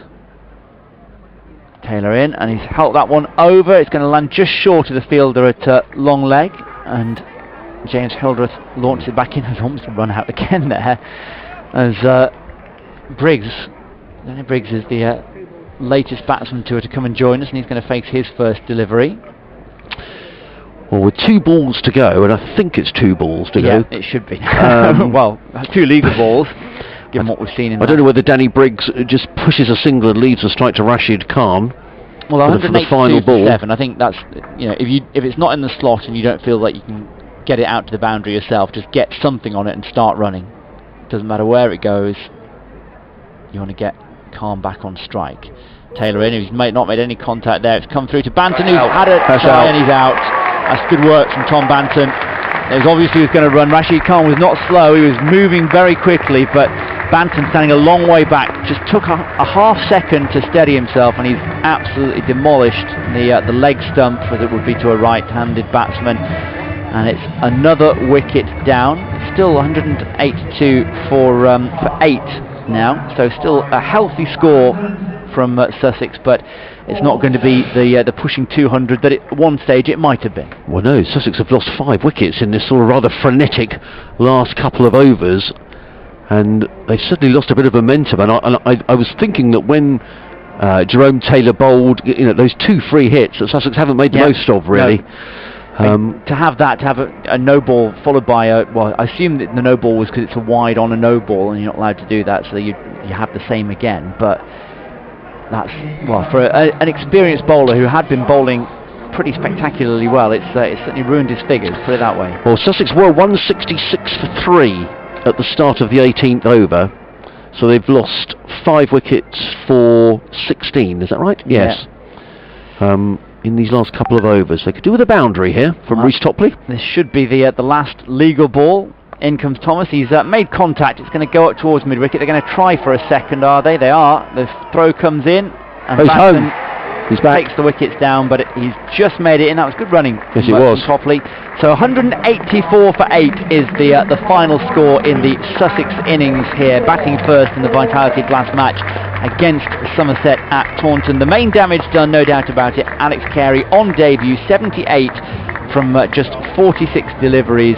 He had a fair bit of cameoing around him. Lots of players getting in, not necessarily getting on and scoring a potentially match-winning innings, but it's still going to be a decent total that's going to require some chasing. I mean, they still managed to scramble 16 runs somehow off those last couple of overs, but I think Somerset will feel that it perhaps could have been a lot worse, the way that Carey and Visa were going into that final, the penultimate over that was being bowled by Lewis Gregory. And there were ebbs and flows all the way through. You'd say Somerset undoubtedly won the power play. They were in the box seat after 6 overs, and then you had that lovely partnership between Carey and Evans that really put Sussex in for potentially a huge total. And then they get themselves in a position where I genuinely thought sort of 190, 195 was absolutely within their compass, and all of a sudden you lose a bunch of wickets and it falls a bit short of that, and it seems to me that's a pretty competitive total. That's one that Somerset are going to have to bat well to try and get anywhere close to. Well, Anthony, who's going to come back in, was saying that he thought 180 really was something to be around about par, and that's what Sussex have got, 184 for. I was just going to say, actually, we've been very lucky here with the weather, because around the country games are off. At Northamptonshire, abandoned without a ball being bowled, and abandoned up in Derbyshire as well without a ball being bowled. But we've got the most glorious sunny day here, and I think we're in for a treat of a match. Well, I think it will be very close. I think there's that band of rain, isn't there, from sort of the Midlands north, so we had something similar yesterday. There was a little sharp shower here yesterday afternoon, but otherwise it's been glorious in this part of the world, as anybody in the Somerset area would attest. We've got a couple of huge apples on the outfield. You could only be in Taunton when you were saying a sentence like that, couldn't you, from one of our local brewers in this part of the world. So I'm assuming somebody's going to have to go and do something fairly silly to try and win a... They're not brewers. Cider makers. Okay, well, fair enough. Cider don't makers. brew cider. You're right. I'm from the East Midlands, where everything's brewed. There's no making of anything, and it smells of Marmite all the time up there. But anyway, that's by the by.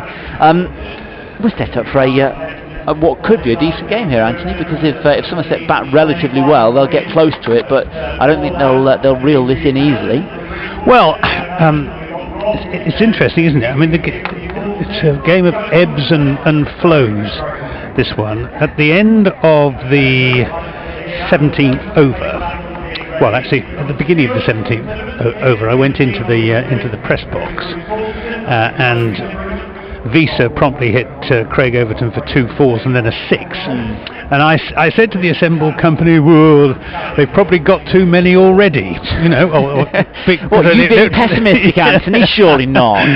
Because they looked to be on course at that stage for, 190, 200. Yeah. Something like that. And then we had that extraordinary over from Lewis Gregory, which went wicket, 2 runs, wicket, dot ball, 1 run. Yeah. And that was to bowl an over as good as that at that stage in a 20 over game, the penultimate over, which some people say is the crucial over. And then actually, I mean, Jerome Taylor was fortunate to get away with what he did in that last over, bowling 2 no balls and a wide and being hit for 6. But then again, we got the run out. In fact, 2 run-outs in that over, and I think Somerset will probably be the happier of the 2 sides in the dressing room now, because that last 2 overs, they've got the momentum. Well, that's what they've got to believe. So looking through the bowling figures, Max Waller 4 overs, 1 for 27. So relatively economic as he often is. Not so much for Roloff van der Merwe. 3 overs, 0 for 40 was a poor day for him. Jerome Taylor, amazing to start with, and then just let it go a little bit. But 4 overs, 1 for 31 is not a disgrace. Lewis Gregory definitely rescued by the last over that he bowled. 4 overs, 3 for 30 for the Somerset captain. Craig Overton, 3 overs, 0 for 40, again expensive, and decent from Tom Lammonby, who has come in and shown that he is a part of this squad, and what a brilliant catch he took, wasn't it? Hey? A long way up, wasn't it? And he's made his way around to get that. So 2 overs, 1 for 14. His analysis, and you can't really go down that the scorecard without picking out Alex Carey, who already, if that's the first that Sussex fans will have seen of him, then they will look at that and think there could be a fair few runs to come this summer. He looks a very, very solid batsman. He does. I mean, I think he adds a very important additional dimension to what is already a very strong Sussex side. But look, if you think of Sussex, you think more of their bowling than their batting, with Rashid Khan and Reece Topley, Timal Mills, who RCB paid, what was it, £1.4 million for Timal Mills a couple of years ago for the IPL, and that's that's something that we need to bear in mind in looking at Somerset's prospects of getting 185 to win, is the strength of that Sussex attack. It's as strong a bowling attack as there is in T20 cricket in this country. Yeah, and on a ground like this where decent scores are renowned, you get quick bowlers, the ball disappears to the boundary, and a good spinner, as in any form of the game, is worth their weight in gold, isn't it? If you can just get that slightly miscued shot, then you're always in the game in this form of it. But we've seen obviously the likes of Babar Azam for Somerset. He's impressed in the other World Cup and has seemingly carried on since arriving here in the T20. Tom Banton's season just goes from good to better to more amazing sort of week by week, it seems, in terms of his ability to come in and impact the game at such a tender age. Well, I do think the opening partnership for Somerset is so important in this form of the game. If they can get away to a really good start in the same way that they did against De Morgan at Cardiff the other day, then you've got the right sort of middle order. We've got Pete Trigo who'll come in and play his shots at number 3, and then you've got the Hildreth and Abel who can work the ball around. Somerset's problems come if they lose 2 early wickets, if they lose Babar and Banton, so that you've got Pete Trigo and one of James Hildreth or Tom Abel in there. It's difficult for them to accelerate through the middle overs in the way that you need to very often if you haven't got an explosive start. But it'll be interesting to see how Babar Azam goes. Again, I was chatting in the press box, and he didn't actually play very well well, that's wrong. He didn't play very fluently on Friday. I mean, he played very well because he got 95 not out in 60 odd deliveries, but he didn't look quite as classy, as smooth, as stylish as he had done at Cardiff 10 days ago. And talking to him afterwards, he said he didn't actually think he played particularly well. He found it difficult, especially in the early part of his innings, to time the ball. The ball just wasn't coming onto his bat in the way that he was expecting. But he is a hugely talented cricketer, as of course is Tom Banton. But they make a fascinating contrast in the way they approach the game, because Babar Azam he plays, broadly speaking, conventional cricket shots, whereas Tom Banton, I mean, you never know where he's going to hit it. I mean, he's the original 360-degree batsman. Well, it made me smile. Well, your interview with Tom Banton afterwards, who was good enough to admit, he's basically saying every other ball that Babar was down, then calm down. You can imagine that's the conversation, but it's not. Again, it's not the way he plays. You couldn't get Babar Azam to play like Tom Banton, and I'm pretty sure you couldn't get Tom Banton to play like Babar Azam with any real success. But that's what you've got to get the combinations right, haven't you? You think about those the great opening partnerships of Test crickets, whether it's Haynes and Brennage back in the past, or Holmes and Sutcliffe. Yeah, well, I was thinking more recently you've got Langer and Hayden, two very different styles of players, but worked so beautifully together for Australia, didn't they? So we'll wait and see how this opening partnership goes. Adrian Harms will be rejoining commentary just as soon as he's filed his 4 o'clock report for got a bit of work BBC Sussex to do first. Rhys Topley's going to bowl the first over. It's good to see young Rhys back on a cricket field, isn't it? Yeah, didn't have the best time at Hampshire, did it? Well, he looks as if his career was finished, and Jason Gillespie really rescued him, invited him down to Sussex to see if he could do something to help, and here we are. Rhys Topley back in the side, took 3 wickets and 4 balls the other day. Here he is, he's in to bowl to Tom Banton, who is taken on the pad. May have been a bit of inside edge as well. It's quite a loud appeal. But outside off stump, inside edge? Maybe, and it seemed a little short as well. It was not massively high, but high enough as well that I think you've got 2 or 3 things going on there, and you've got to get it all your way. And as a bowler, it's not a bad thing to have a shout, as long as it's anywhere close, as it's certainly in this form of the game. Here's Topley to Banton. He's in bowls. This is short and played through the offside by Tom Banton. A chop through the offside, timed it beautifully. It's raced away to the boundary in front of the Somerset stand. Classy shot there from Tom Banton. Didn't try and hit it too hard and found the gap. 4 runs, 4 without loss, Somerset. Well, classy is exactly the right word for that. And he was sort of made a bit of a name for himself at being adventurous, inventive, all those kind of things, just trying to put his hands through everything. But that was just beautifully placed and timed. It's Topley in bowls to Banton. This is a Yorker, and it's dug out up to the Sussex captain Luke Wright at mid-off. 5 without loss. 185 is Somerset's target at just over 9 runs and over. 9.23 the required rate as of now. The scoreboard very helpfully has that runs required figure on it. Here's Topley into Babar Azam down the leg side and will be called wide, so 6 without loss. Beautiful afternoon here at Taunton. Just some white fluffy clouds. What have we got on Twitter? Grumpy Git says deja vu all over again. If we can restrict them to a runner ball, we take that. I think that was towards the end of the Sussex innings, and that almost was chopped onto his stumps by Babar Azam. Fortunately for him, it missed them, and they go through for a single, and the score moves on to 7 without loss. Robert Blackwell says, usual mixed bowling from Somerset. Does Craig have a plan that he's bowling to? Sussex haven't run away with it, as I type. Taylor bowling really well today. Yes, he did. That's absolutely right. Carey looks class. And I entirely concur. He looked a very, very good player. Here's Rhys Topley in a bowls, and Banton goes for the scoop. Makes no connection. It's a slower ball from Topley, and I think that's what fooled young Tom.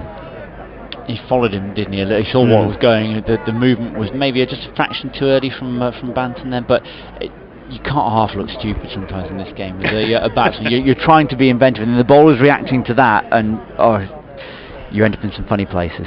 Here's Topley then to Banton. Oh, and he looks for that chop shot, and the ball was too close to him. Misses the outside edge. Goes through to Alex Carey. End of the first over. Somerset needing 185, 7 without loss. And after some words from Ed Hadwin, Adrian Harms will take up the commentary. Thank you, Anthony. So I think he'll be relatively happy with that first over. Well, Rhys Topley. It was one really glorious shot off it, but other than that, really struggled to time the ball. So Ollie Robinson, the imposing figure, is going to be bowling first from the river end, and I still think this game's very much in the balance. Well, it certainly is. I think comes Robinson coming into bowl to Azam bowls, who drives nicely into the offside. There's a misfield by Luke Wright at mid-off, and it costs Sussex a run. And Azam goes to 2, and Somerset to that's 8 without loss. Yep, there we go. Ollie Robinson in the side, played in the first T20 match against Hampshire, but then with the return of Jofra Archer on Friday night, he made way. But then Jofra Archer called up for the Ashes. So Ollie Robinson back in the side today. Chris Jordan also absent for Sussex at the moment. He's got a knee injury. Sussex hopeful he'll be back for next Friday's game at Hove against Kent. As in comes Robinson over the wicket, bowls. Oh, that's a good delivery. Beautifully bowled by Ollie Robinson. Beat Banton outside of the off stump, taken by Carey, and there is no run. That was a beautiful bit of bowling. Yeah, just squared him right up, and searching, feeling for the edge, couldn't get it, and yeah, absolute moral victory for the bowler, that one. 40 county championship wickets to his name so far. Ollie Robinson called up for that England's Lions game, in which Lewis Gregory bowled as well at Canterbury a couple of weeks ago. Then comes Robinson again, running in bowls, and outside edge down to third man, fielded just down below us by Rhys Topley. One more to the total, 1 to Banton. He goes to 6, and Somerset to 9 without loss here on BBC Sussex and BBC Somerset. Sussex making 184 for 4, Carey top scoring with 78 of 46 deliveries. A change in the field, and Phil Salt is coming into almost a second slip position as Robinson runs in again in bright sunshine, bowls to Azam, who again works that one down to third man, and again it's Reece Topley who's in action, returns the ball to Carey, and it's another run. Somerset going to double figures, 10 without loss. A few spare seats around the ground as people have gone to get refreshments or whatever during the interval, but they're pretty quickly making their way back into the ground on a glorious afternoon. It's amazing to think that elsewhere in the country there's torrential rain and floods, but it's beautiful here as in comes Robinson and bowls. Oh, and he very nearly bowls Banton, who took a step down the wicket and played a very undistinguished, nothing sort of a shot. And he was lucky not to lose his stumps, but he gets away with it. He remains on 6. Yeah, that was an odd shot, wasn't it? It's like he was trying to play it through the covers, but he didn't hit it particularly hard. It wasn't aggressive, it wasn't anything like that, but just that little bit of lateral movement, it must be from Robinson, just took it past the edge. Robinson turns, and is in again, bowls, and Banton is forward and plays correctly into the offside. There's a very fine over by Ollie Robinson. At the end of that over, the end of the second over of this Somerset innings, Somerset are 10 without loss with Banton on 6 and Azam on 3.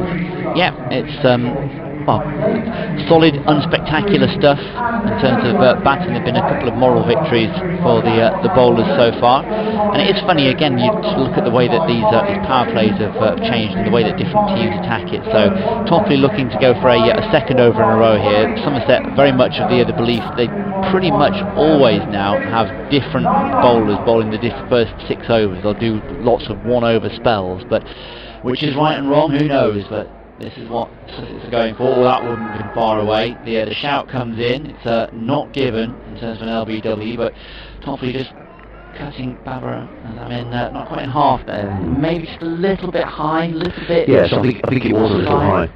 But definitely beat the batsman all ends up there. He was trying to tap that one into the leg side and missed it. Well, this is a huge bonus for Sussex, the fact that Reece Topley is fit and able to play. He's had a wretched time with injury, something like 5 stress fractures of his back, and it's just remarkable to even see him playing cricket. Well, it's good to see him out there, and he's playing that one, trying to work it into mid-wicket. Rather than there, just couldn't quite get the wrists through that one. He goes up to mid-on instead, and there is no run. And Sussex will be very pleased that they've got him, because without Jordan and Archer during this period of the T20 is a big loss, but they'll be desperately hoping that Reece Topley can keep fit. But certainly he's bowled extremely well. He picked up 4 wickets in the first game against Hampshire, and so far it's looking good here today. I'm sure that would have felt sweet for him. And he comes, that one's wide, that's going to be a wide. Yeah. A bit too, he looks askance at the umpire, and that would have been borderline wide in a championship match, so you're not going to get away with those. Yes, I think he's just trying to kid umpire Saggers there, that was a little nearer to the off stump than it was, but I don't think Saggers was having any of that. Well, they were very sweet indeed taking those wickets against Hampshire, I'm sure. As he races away from us once more, 23 on his back, that one's in the air, and that should be 4 runs. It's going to bounce 2 or 3 times. The covering fielder is getting there, but nowhere near enough time to cut it out. And again, in the power play overs, you can afford to play those sort of scoop shots. Just use the pace on the ball, lifted it over backward points, know that there's no one else there. That's 4 more runs to the total. Yes, that was a little too wide, a little too short as well, and with no protection down in that area, that was really help yourself for Azam. He's facing this one, which is much more Yorker length. They're going for the quick single. It was Azam's call, and he made it fairly comfortably. The throw, well, I say the throw at the stumps from Visa. I'm assuming he was throwing at the stumps. It was a good 4 or 5 yards wide, but that takes Azam on to 8 from 7 deliveries. Tom Banton is there on 6-16 without loss, with 2 balls left of this 3rd over. So a steady start, not spectacular, not peppered with boundaries, but not having lost a wicket yet either.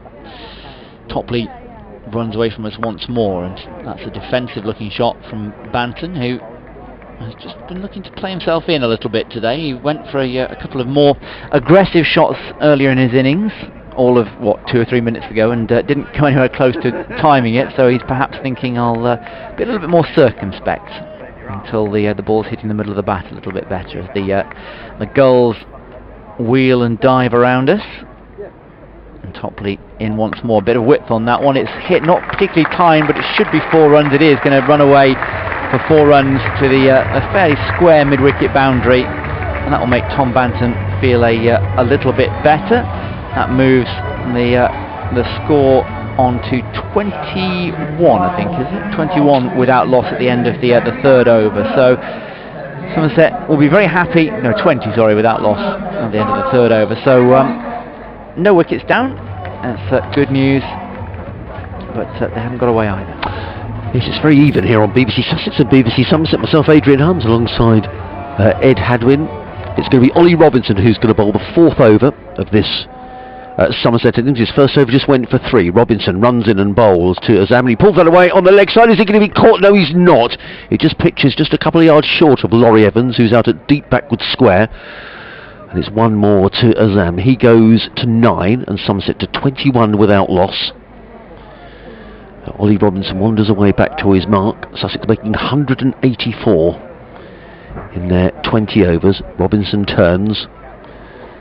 Just 2 men outside the circle as Robinson is in and bowls, and Bantam looks to work that one away through the offside, but Delray Rawlings, who's quick across the ground, comes in and fields, and there is no run. So the 2 fielders outside of the 30-yard circle are a 3rd man, who's Rhys Topley, who's just down below us, and Laurie Evans, who's at deep backward square.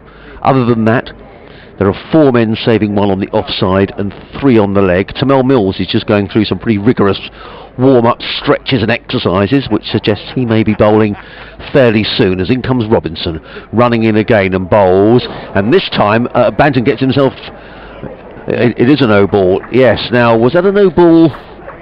For height. Yes, and it... Yeah, it was over shoulder. It was because it was one of those tennis ball bounces. He went for the slower ball bounce there, and it just looped up so high that Banton was trying to play the scoop shot to it and couldn't catch up with it, couldn't get there. He got himself in a bit of a mess, but the umpire has signalled that it is a no ball as Robinson, back to his mark, comes running in again to bowl to Banton, and Banton drives handsomely down the ground, and that's a lovely shot. But that was a proper cricket shot. It's not all about slogging in T20 cricket. That was overpitched by Ollie Robinson and drilled down the ground through mid-on for 4 runs. That was a beautiful shot. And it's amazing how often that happens, though, isn't it? You go for the bouncer, get it a little bit wrong, wasn't miles out, but a little bit, and then you're thinking, right, pitch it up, and you slightly overdo it, and the batsman's waiting for it. 27 without loss in the 4th. Banton to 14. Robinson in again and bowls, and Banton with a play and a miss outside of the off stump. Can't take too many liberties with Ollie Robinson, and Banton was dancing down the track. And fortunate to get a little nick on that, taken by Carey. And again, there is no run. We're in the 4th over. I just get the feeling this is going to be a cliffhanger of a game. Well, hopefully so, because it's certainly set up that way. And it seems so far from, albeit a fairly small sample size, that every time that Robinson plays it on a length, the batsmen are struggling to get it away. He's in again and bowls, and Banton just... It started to take the bat away for a minute, but then he just nurdled the ball down to 3rd man, where it's fielded by Rhys Topley. There's 1 more to Tom Banton. He goes to 15 off 16 deliveries, and Somerset to 28 without loss. 1 ball to go in this, the 4th over of the Somerset reply. Ollie Robinson wanders down into the distance and turns in front of the Sir Ian Botham stand and comes running in towards us. He bowls to Azam, works this one down towards 3rd man. It's a very good shot. Topley gets around, but he can't stop it, and that's a really fine bit of batting by Babar Azam. He just ran the ball down to 3rd man. There was a 3rd man who was fairly wide.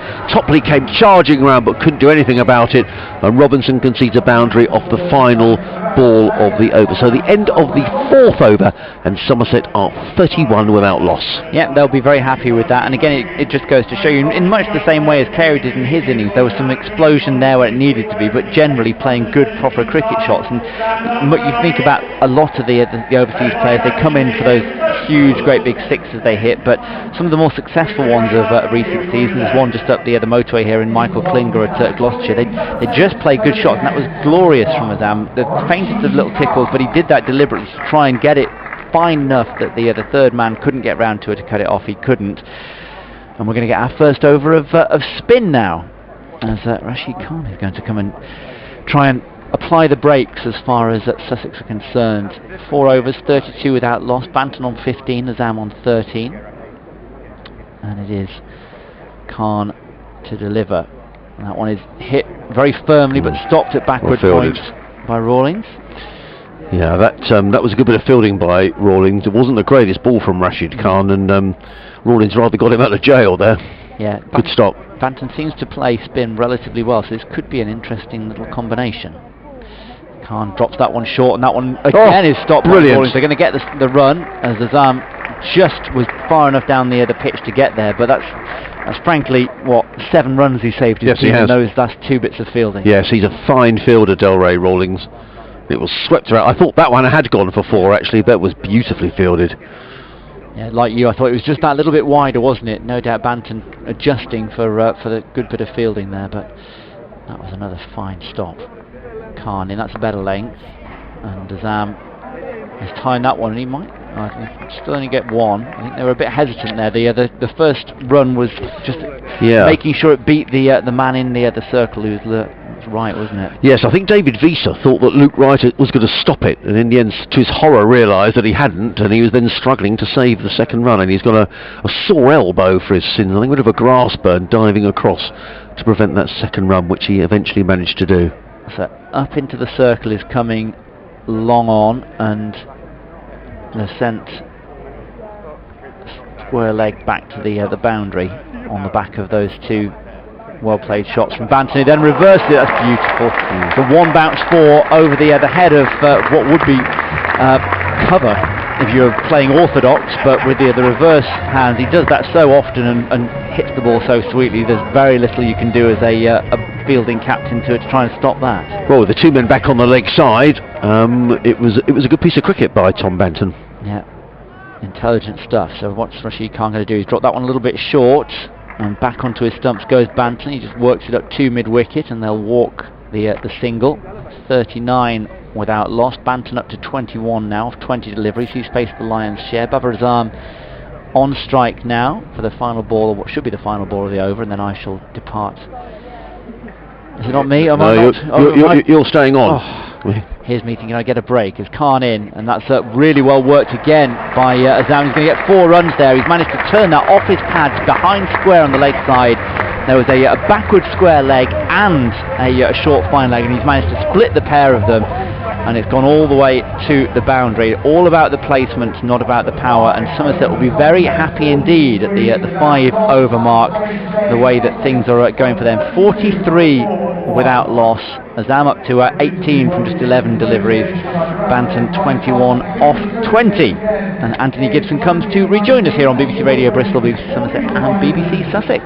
Yeah, good power play so far. Still an over to go. What was Sussex in 35 for 2? Yeah, at the end of the 6th, wasn't it? So they're already up on that. But it's as you say, it's about the wickets, isn't it? So is that Timal Mills? Timal! I think that's how you pronounce it. Timal. Quite enjoyed his stint in the commentary box for a Test match special over the World Cup. He did a good job. Here he comes. He's bowling to Banton. He's in bowls, and Banton just works that down to third man, where Rhys Topley will do the fielding. Score moves on to 44 without loss, and Banton on to 22. Just reorganising our desk here, and well, I think those people who headed out for a refreshment or two, and it's amazing how the sort of fan village, the extra sort of refreshment and food thing has sprung up over all music the grounds. As well, live music there. Here's Mills in bowls to Babar Azam. Quick delivery, which is turned into the onside. There might have been 2 runs there if they'd thought about it a little bit earlier. Laurie Evans had a long way to come in from the deep square leg boundary, but they settled for the 1. 45 without loss. We're in the 6th over. Somerset needing another 140 runs at a rate of 9.5 runs and over. So they can't afford to hang around. But these 2 naturally quick scorers. Banton waits, Mills bowls, and Banton again just opens the face and runs it down to Topley at third man for another single. So 3 balls, 3 runs off this over so far, no boundaries, 46 without loss. Bounton has faced 22 deliveries for his 23 runs. Razam 12 deliveries for his 19. Mills left arm round the wicket.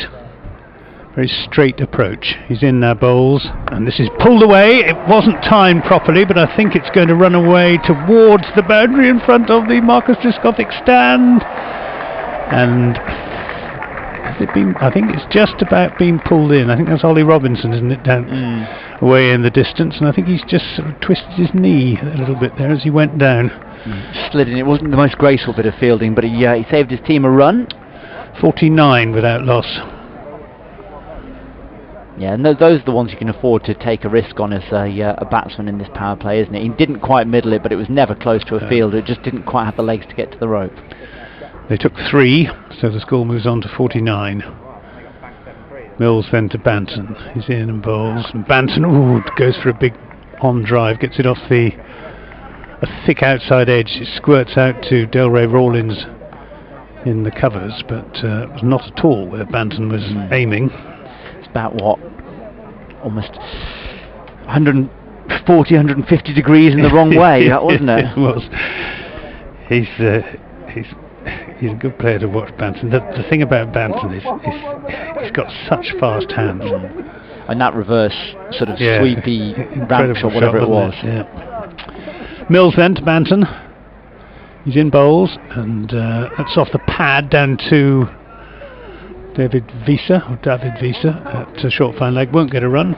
49 then at the end of the 6-over power play for Somerset, without these two opening batsmen being separated. I think Ed Somerset will be pretty pleased with that position. I think you take that any day in terms of it's the wickets in hand, as you said. When they lose early wickets, they just get into that situation where it's the rebuild, like any team would do. You can't afford to take as many chances at that point, and then it sort of hamstrings some of the players coming in, whereas now whoever comes in at whatever stage a wicket is lost, they're going to have had a little bit more of a platform built for them. They've scored at a reasonable rate. It's not ridiculous, but it's not far off the required run rate. And well, this is the meat of the game, isn't it? If they can just keep that going for another few overs, Somerset will feel they're in the box seat. 2 or 3 wickets, and Sussex come right back into it. But as I was saying just now, this is a very strong Sussex bowling attack, even without Jofra Archer and Chris Jordan. So it's Danny Briggs in with his left arm spin, and that one is worked by Azam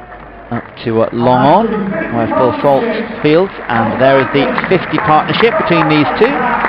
Comes after the first ball of the 7th over, and they go meet at mid-track.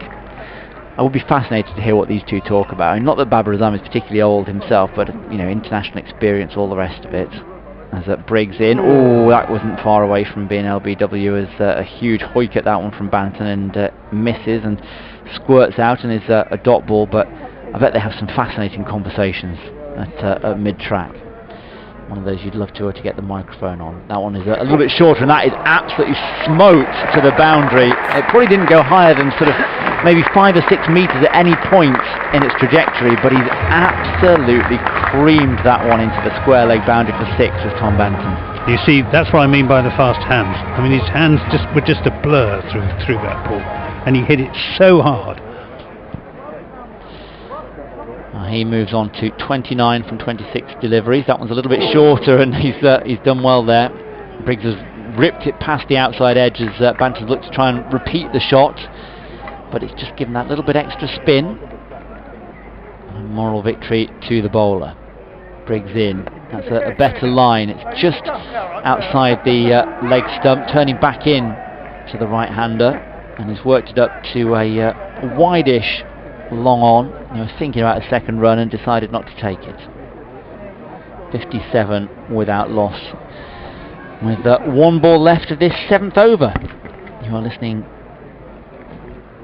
to the BBC as Briggs in, and Azam just dumps that one into the leg side, and they will walk a single. He will pinch the strike. 58 without loss on a glorious Sunday afternoon here in deepest Somerset.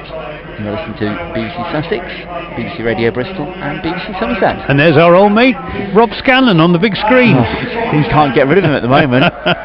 So he's the one who's whittering on in the back. I'll tell you as much to him when I see him later.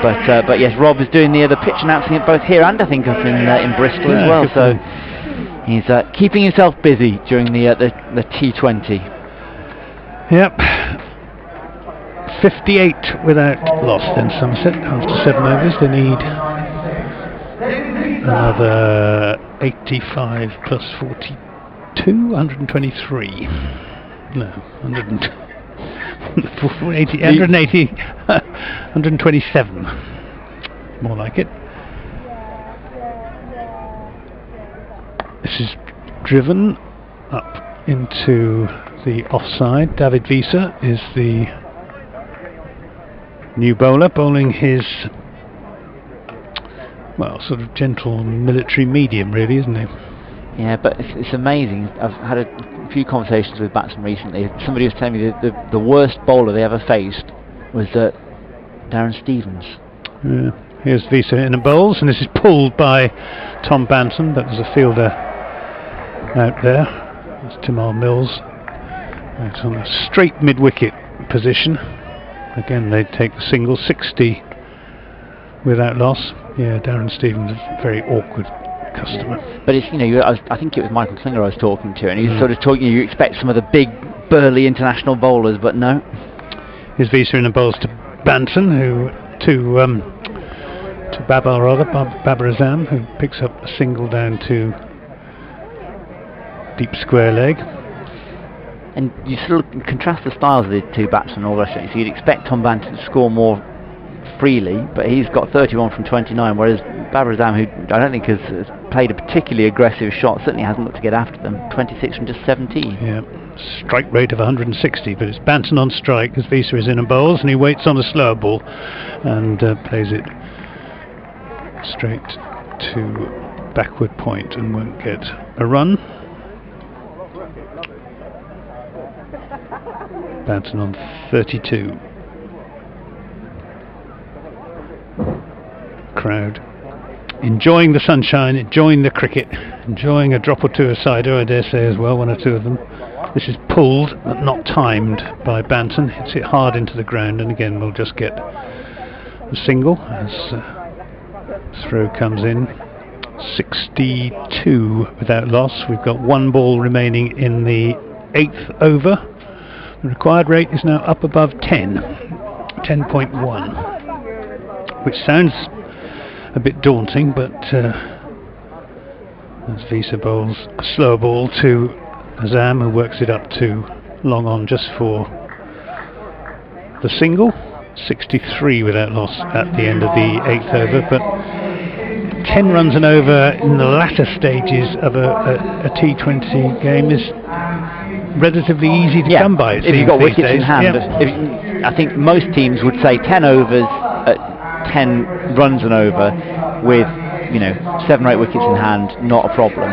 Now it's a little bit more than that, but they've got all their wickets in hand. So it's still, to me, it's one of these ones. We saw it in the Sussex innings. As soon as those wickets started to fall at the end of the innings, albeit the pressure's on, they struggled to keep up with that kind of run rate. So it's all about making sure you don't take silly risks. As Briggs comes in, that one's gone. I'm not even going to bother looking at that one. That's gone absolutely straight down the ground from Babar Azam. Having said he hasn't looked to be particularly aggressive, he's got all of that one. Briggs tossing it up.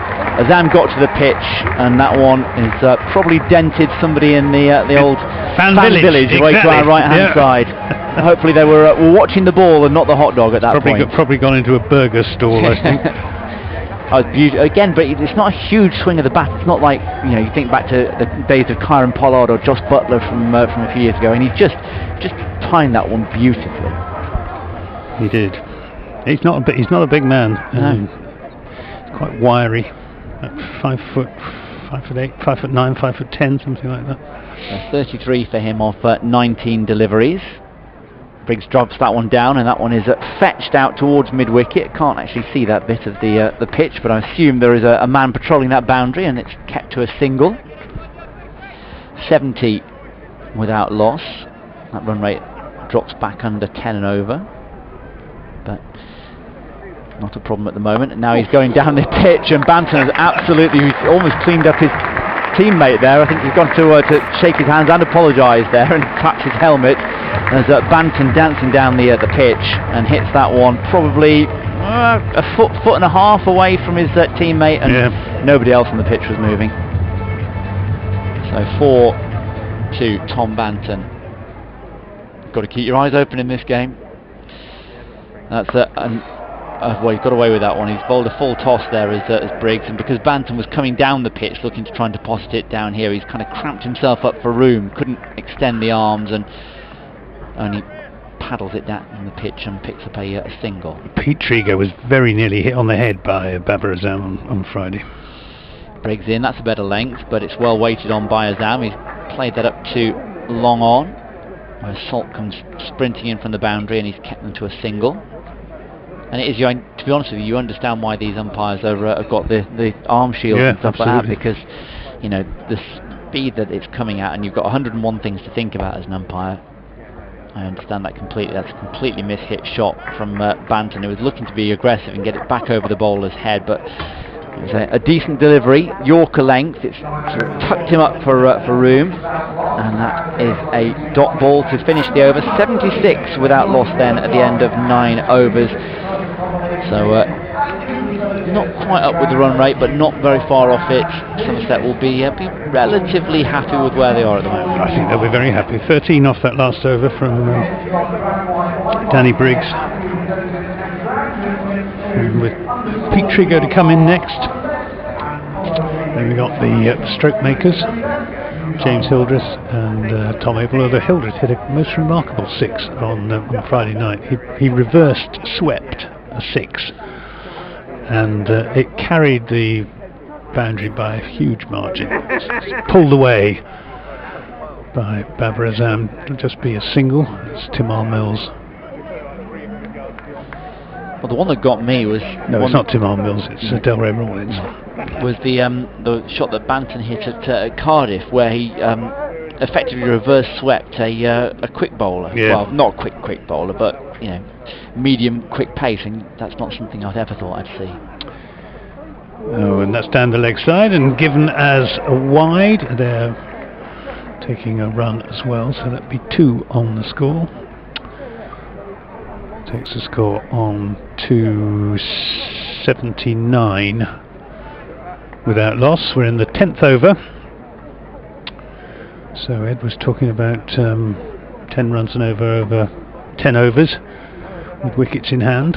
It's going to be around about that sort of requirement for Somerset. This is played away nicely by Babar Azam out to Delray Rawlins at that straight mid-wicket position. 80 without loss.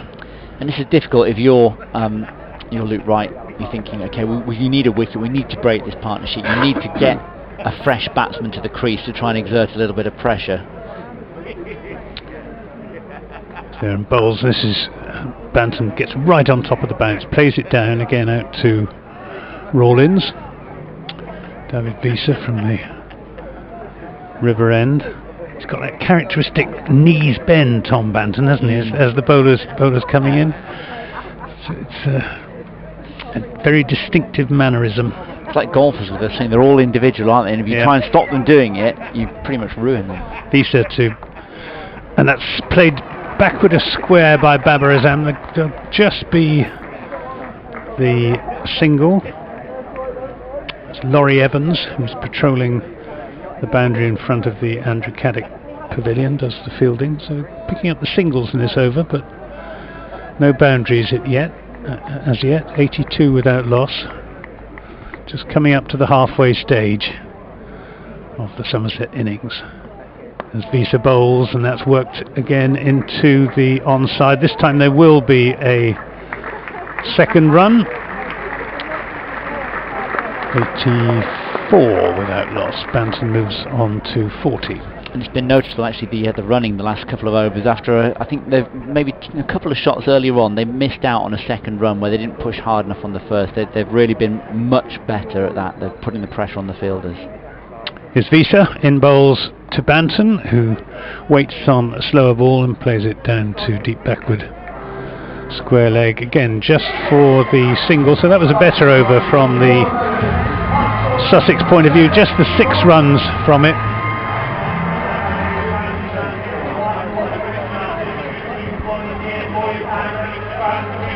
I'm going to make way. What have you done to me here? You've given me the first 15 overs here. Well, yeah. Oh. I'm going to make way for Adrian. That'll teach me to actually look at the rotor. It'll also teach you to let Anthony draw up the rotor next time. I'm not complaining. I'm just saying.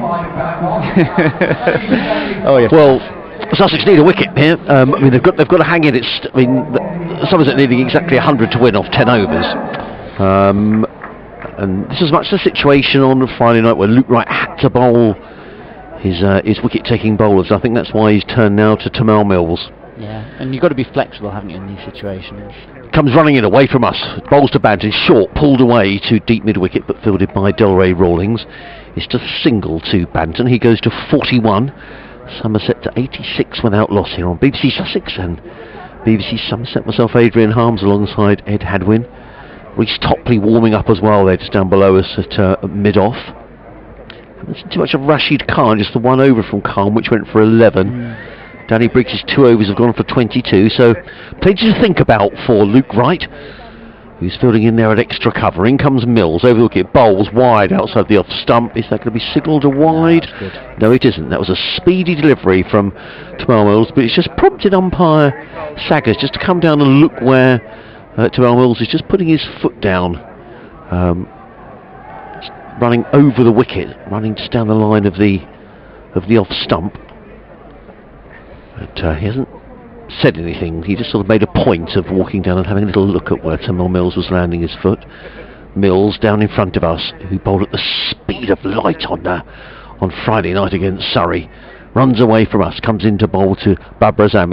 That is wide, and it's played by Azam to short extra cover, fielded by Luke Wright, and Tamal Mills got away with one there. If Azam had let that go, that would definitely have been a wide. Yeah, I think he only had one hand on the bat. He was reaching so far to try and get that one, and the spin will be an issue for Luke Wright, because I thought Khan was really spotty on his length. He was struggling to find a length because he was dropping some short. There was a full toss in there. Briggs had similar problems. The best bowling we've seen was the opening spell, where the ball was just moving that little bit and there were a few false shots, so I haven't seen many of those recently. Mills runs away from us again, comes into bowl to Azam, and Azam plays uppishly through the offside. He's going to get a single though, fielded on the edge of the circle and well fielded by Topley, who's a big man but managed to get down and prevent anything more than a single. Azam goes to 39 off 27 deliveries, and Somerset 87 without loss in the 11th over. There are 2 balls of this over to go. In fact, Reece Topley then threw the ball to Tamal Mills. He wasn't looking. Almost hit him in the head as well. Now he's gone to recruit the ball as his penance for that. Interesting what you were saying actually about bowlers getting hit. I noticed Jason Gillespie, when he was warming up with the Sussex players in net, was actually wearing a helmet, actually using the dog thrower when you throw the balls to the batsman. As in comes Mills running in. Bowls and a swing and a miss. That's a good bit of bowling by Tamal Mills. Gets a warm round of applause from Alex Carey. It's another dot ball. I think that's very much as a result of the injury to Josh Poysden, the Yorkshire player, who was hit in the nets last week, and a very serious injury. He's out for the season. It could have been a whole pile worse. Yeah, well, and that's it. And the speed and the aggression that the batsmen are putting on the ball nowadays, which is exactly what we want to see. We want to see these big hitting, dominant displays, but you're not always going to be able to put it exactly where you want, and people have got to take protection from that. So no question that you've got to do what keeps you safe. In comes Mills again with the final ball of the over bowls. That's sliced away down towards third man. It's not going to carry all the way to third man, but it's fielded down there by, I think that's David Visa who gets in the throw, and that's the end of a very good over by Tamal Mills. Luke Wright needed to stem the flow of runs. They didn't take a wicket, but that was a good over from Mills, so I think just went for a couple of runs. End of the over, Mills takes his cap and wanders away to his fielding position. 2 overs, no wicket for 9 for Tamal Mills. At the end of the 11th over, Somerset are 88 without loss, with Banton on 42, Azam on 40. Yeah, and obviously much better for Sussex in that you sort of stem the other flow of runs, but I suppose from Luke Wright's point of view, got Mills in as your strike bowler, you want it to be not economic. Yes, you want all your bowlers to do that, but you basically want him to get people back in the pavilion, don't you? And that hasn't happened, so it's another over where that could happen. I think for me the key here is going to be the spinners. If they can exert some kind of control over the remainder of their overs, then Sussex will get themselves back into it. Well, it's Ollie Robinson who's back into the attack. He comes into bowl to Tom Banton, who swings that one away on the leg side. The batsmen nearly collide as they come back for the second run, but they do indeed come back for that second run. And Somerset go to 90 without loss. Banton to 45 off 41 deliveries. It's been a good opening stand by these two, but they'll be mindful that the run rate is around 10 and over. Yeah. It's sort of pushing up towards 11ish at the moment after that Tamil Mills over, but again 16, 17 run over pushes it back below 10. Robinson again from the Richards and bowls. It's pulled into the air. Is it going to be caught by Tamil Mills? No, it's not. It's just going to drop between fielders. Mills gets in the throw, and well, that was all action, wasn't it? It was a mistimed pull shot by Tom Banton. It went a long way into the air. Tamil Mills came running in from short fine leg on the edge of the circle. He didn't make the catch. He managed to field the ball, but not before the batsman had come back for a second run. Yeah, and no chance of getting that ball. But the only thing you say about that is Banton has given himself that room by hitting the ball so well that everybody's back on the boundary. Banton to 47. Robinson comes in and bowls, and a play and a miss outside of the off stump by Banton. A dot ball will be welcomed by Sussex. The required run rate is 10.94 and over for Somerset. They need 93 to win, and they've got 8.5 overs in which to get them. Ollie Robinson wanders back to his mark at the far end. He's in his third over. So if I just conceded 20 runs as Ollie Robinson, he comes running in again. Bowling to Banton, shot pulled away by Banton, and that's a good shot, and that's going to go for 4 runs. And it's a very fine shot because there are 2 fielders placed down on that leg side boundary. There's a deep mid wicket and a deep backward square, and he pulled the ball directly between the pair of them. Not only was it a 4, but it's a half century for Tom Banton, and that's been a very fine innings. Yeah, he's done well. He's looked to be the aggressor. We know he's going to do that. He's going to try and play the funky little scoop shots and all the rest of it. When the ball's in his arc, he's going to try and hit it hard. He hasn't gone at the same kind of strike rate as his partner, but he's been very, very effective. Robinson in again, bowl shot pulled away by Banton. This time he is going to be caught. Mills is back pedalling at short fine leg, and he takes the catch. So, having gone to his half century, the very next ball, Tom Banton trying a very similar shot, but he didn't time it at all.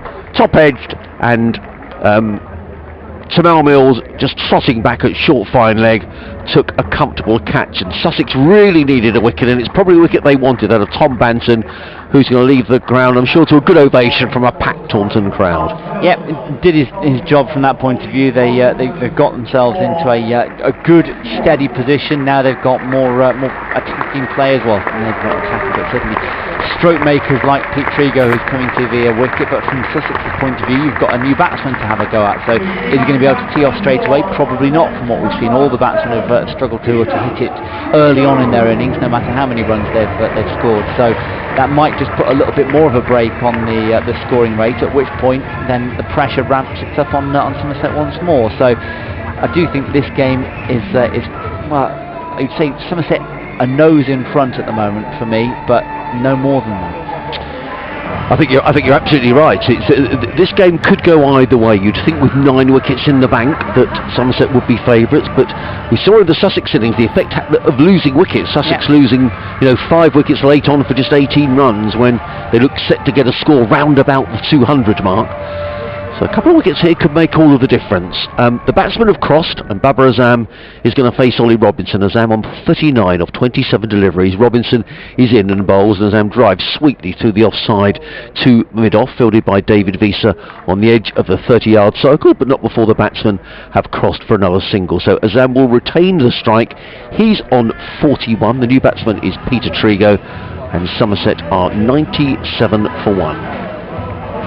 So they usually talk about the 12 overs and double it, don't they? So that would see Somerset home, but pressure can do funny things to players. And you've got bowlers of the quality of Rashid Khan. It looks like he's going to come back on this. This to me is key. You know, Yes, you've I got would agree. some of the fast bowlers have been doing well, but Khan's first over was poor, frankly, from what we've come to expect from the young spinner. Yes, I mean, you're quite right. He went for 11 in that first over, and Sussex need this to be a wicket-taking over, or if not a tight over. Well, let's see what he can do here. It's Azam who's facing. He's dropped that one short again, and Azam gives that one the treatment. It should be cut off, and is on the forward square leg boundary, so it's only a single. Azam doesn't look in any trouble. He'd be the one you would say is going to be key for Somerset. If he can stay there for another 5 overs or so, Somerset will be there or thereabouts. Pete Trigo, as we know, is more than capable of the match-winning innings himself. His brother was talking about him hitting the winning runs when he texted us earlier. That's a better delivery from Khan. A little bit leg side, but threatening to come back in. Trigo hits the pad, but there is no run, and it's a dot ball, which is short of wicket, exactly what Sussex are looking for at the moment. Khan in. That again is a better length delivery. It has Trigo feeling for that one and just getting bat on it, but not really in control of the stroke. Yes, Azam was backing up a long way then. Luke Wright thought about shying at the stumps, but there was nobody backing up, so Rashid Khan said, no, don't throw it. Yeah, absolutely. That one's well, it's going to be close. It's wide, and then Pete Trigo's trying to run himself out. I thought that was out. That was a close call for Peter Trigo. It was coming back in, then he tried to run himself out in the way that we saw Sussex get themselves into utter trouble now, and all of a sudden the required run rate's pushing up towards 12 now rather than in the 11s, which again is not so much of a problem now, but another couple of overs and that will go a long way further up. That's a better sweep from Trigo. It's only going to pick out the other man on the deep backward square leg boundary, so he'll get a single. But it is, as we said in the Sussex innings, so difficult to come in at a time when you've got to just get out and start hitting the ball for the new man to come in and do that. Babar Azam, who had much less of the strike than Tom Banton. Again, that's not a great delivery from Khan. That one's played up towards mid-wicket. Indeed, it's going to go all the way for 4 runs. He's dropped that one so short, and it's the double teapot from Khan at the halfway point of the pitch. He knew he'd locked that one short. Gets a consolatory pat on the back from Ollie Robinson, but that make him feel a great deal better, as you'll know that was pretty much a rank long hop. Yes, it was, and what Azam did very effectively there was a fielder out at long on and also at cow corner, but he pulled the ball straight between the pair of them, and it raced away with this very quick outfield for 4 runs. So I've seen a couple of Sussex players go running off. Salt's just gone running off the field. I don't quite know why, so we'll have to see who the replacement fielder is, but what we do know is that David Visa is going to bowl the next over from the Surrey, and both of them stand end. For those of you who don't know Taunton, it's the far end of the ground for the commentary box. We're looking towards the Quantox, this wonderful view. And it's Visa running towards us, coming into bowl to the right-handed Peter Trigo. He's in, and Trigo works that down to 3rd man, where Reece Topley trots in and fields the ball. 1 more to the total, 104 for 1. I think that's going to tick over to in a moment's time. The run rate required 11.71 and over. Yeah, 82 runs, isn't it, from what's needed, what's left. Yes, there we go. Sorry, Ed. Visa in again, comes in and bowls, and driven away. That's going to be 4 runs. That's a nice shot by Babar Azam. It was a slightly over pitch from David Davies. There wasn't too much wrong with the ball, in fairness. It was smashed over Luke Wright at extra cover. Had no chance whatsoever. And the ball raced away to the boundary for 4 runs. Azam hit that with a lot of power. Very fine shot. Visa has got the ball back. Azam to 49. Run rate required 11.55 and over. Visa in bright sunshine, in again, bowl short, pulled away by Azam onto the leg side. They'll be looking for 2 here, but they won't get it because Delray Rawlings is like a hare across the ground, and a very fine piece of fielding as well. Good fielding, but the applause around the ground is not for the fielding, it's for the half-century by Babar Azam. 50 off 32 balls. He acknowledges the applause of the crowd, and that's been a fine innings. Yeah, and unlike Banton, who certainly felt like there was always a chance there, I'm struggling to think of times when he's been beaten, and you saw him in the World Cup play for Pakistan. He was fantastic in the 50 over game. He's kept that kind of form going in the T20. Visa in again, bowls a slower delivery, and Trigo just paddles that around the corner, fielded by Tamel Mills on the edge of the 30-yard circle at short fine leg, and it's a single to Peter Trigo. He goes to 3. Sussex with 3 men inside the 30-yard circle on the offside. Tamel Mills, the lone fielder, saving a single on the leg side at short fine leg. Then there is a deep backward square, a deep mid-wicket, a long on, sweep on the cover boundary and a third man. As in comes Vita, that's wide outside of the off stump, but it's not given a wide. I think Babar Azam had stepped away a little bit there to the leg side. He tried to kid the umpire that he hadn't by moving across the crease after the ball had been delivered. I have to say, I think David Visa might have got away with one there. Well, it's one of those, it could have been for height or for width there. I think Azam could have reached it, but knowing that happened to him earlier on and he gave up for wide, he pulled the bat away and still didn't get the decision. Visa bowls to Azam's right up in the block on. That's a very good bit of bowling by David Visa. And Babar Azam jags down on the ball dribbles away, and there is no run. It's a nice sporting there. They're both batsmen Azam and David Visa just sort of tapping hands, both recognising that was a good piece of bowling. And it is the end of the over. So 50 runs in 32 balls, 5 fours and a 6 for Babar Azam. And this will set up for a terrific finish here with... We're just seeing on the big screen photographs of spectators sitting in the crowd holding their dogs. It's amazing what passes for entertainment nowadays, isn't it? Especially when you've got a game out there in the middle that is still very much in the balance. Yes, and they're in the front row, the dogs as well. They've certainly got the best seat in the house. The run rate required now is up to 12.5 and over. The next one bowled by Rashid Khan. Is in a little bit of width there, hit into his own standing leg there by Pete Trigo, and I get the feeling Pete Trigo would much rather be playing against a bit of pace than spin, certainly early in his innings. He's struggled to time this. He just needs to get bat on ball and get Azam down to the danger end. He's come down the pitch, plays it back, and that's a good bit of fielding. Yes, it was. By Khan, had to dive back to stop that with his right hand, which he does, and it's 2 dot balls to start the over. Just got a bit of a strangle here, Sussex, haven't they, in the last couple of overs? It's the control that Luke Wright's been looking for. Certainly just getting that pressure, and now Pete Trigo's thinking he's got to do something a little bit more aggressive.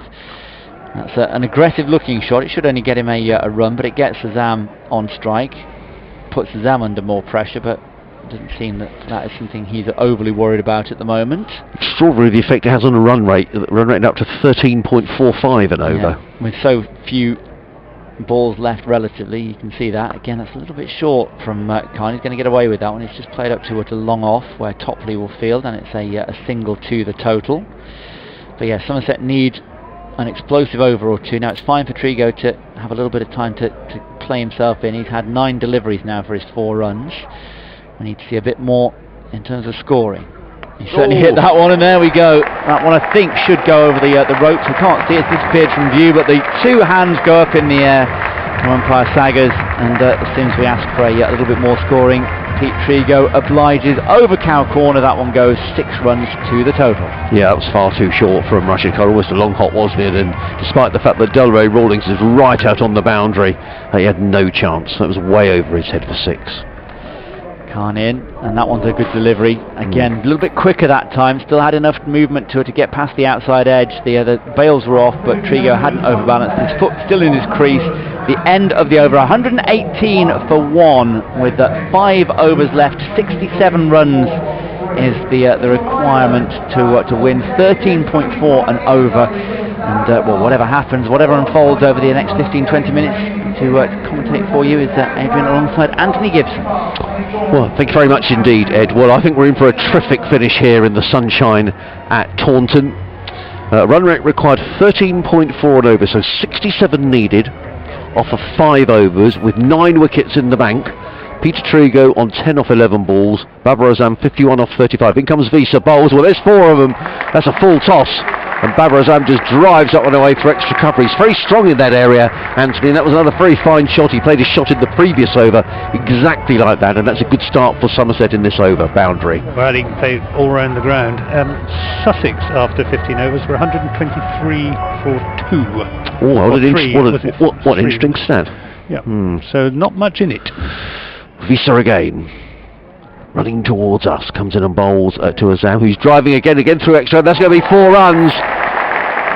Lovely shot. I think Luke Wright might be a little disappointed that he couldn't get a hand on that one, but it's rattled away, and that's 8 off the first 2 balls of the over.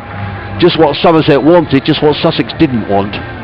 Well, I think the fate of this game hangs on what this man at the crease does out there. If Sussex can get rid of him, then I think they'll be favourites. But as long as he's there, Somerset are very much in the hunt. Visa comes in the ball, swung away by Zam. That's going to go for 6 runs, or is it going to be caught? No, it's 6 runs.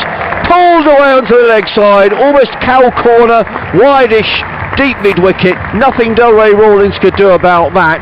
That's 14 off the first 3 balls of the over, and that's a big hit out to that part of the ground. It is. I thought at first, same as you, that's going for 6, and then it seemed to be hanging in the air, and Delray Rawlings wasn't very far away. He was sort of circling Anthony, wasn't he? He was. As if he was waiting for the ball to come down.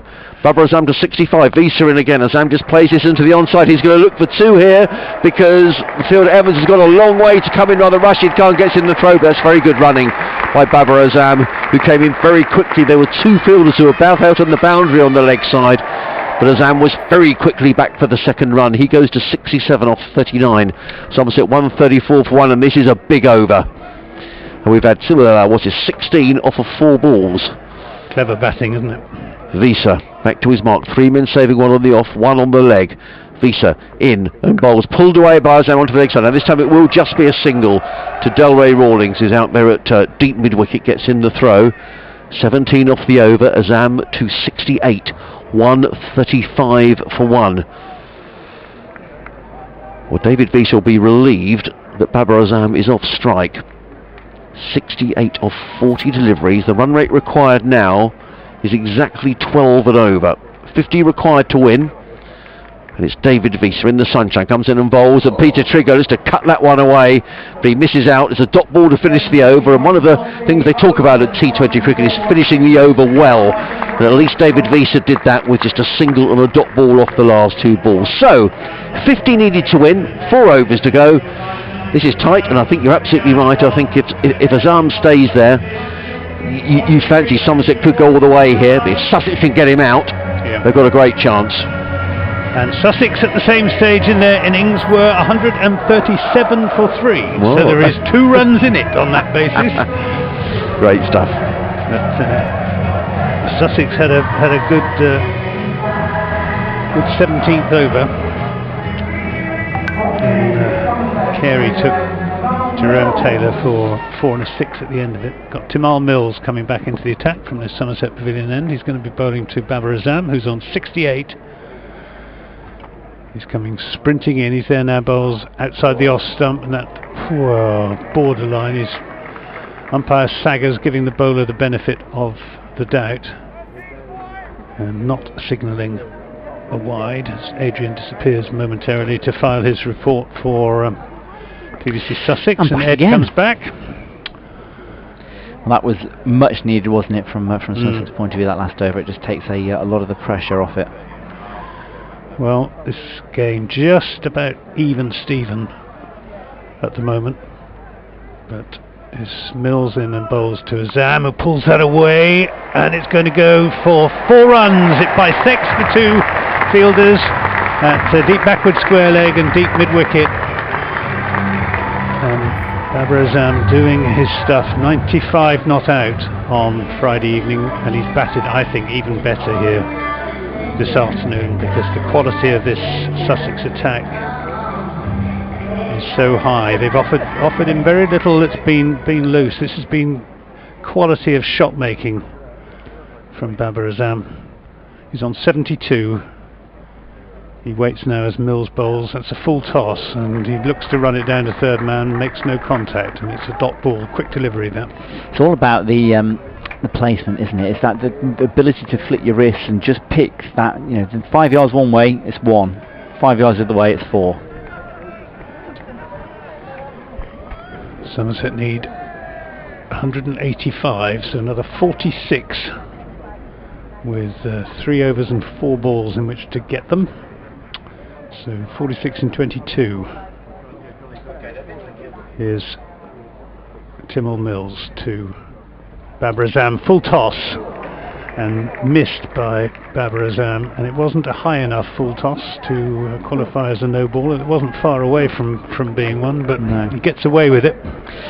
Yeah, it was one of those, sometimes luck favours the brave and all that kind of thing, isn't it? He got away with that one. That wasn't where he intended to put it, but sometimes it throws the batsman off, doesn't it? It does. So just the 5 runs off this over so far. Sorry, 4 runs off the over so far.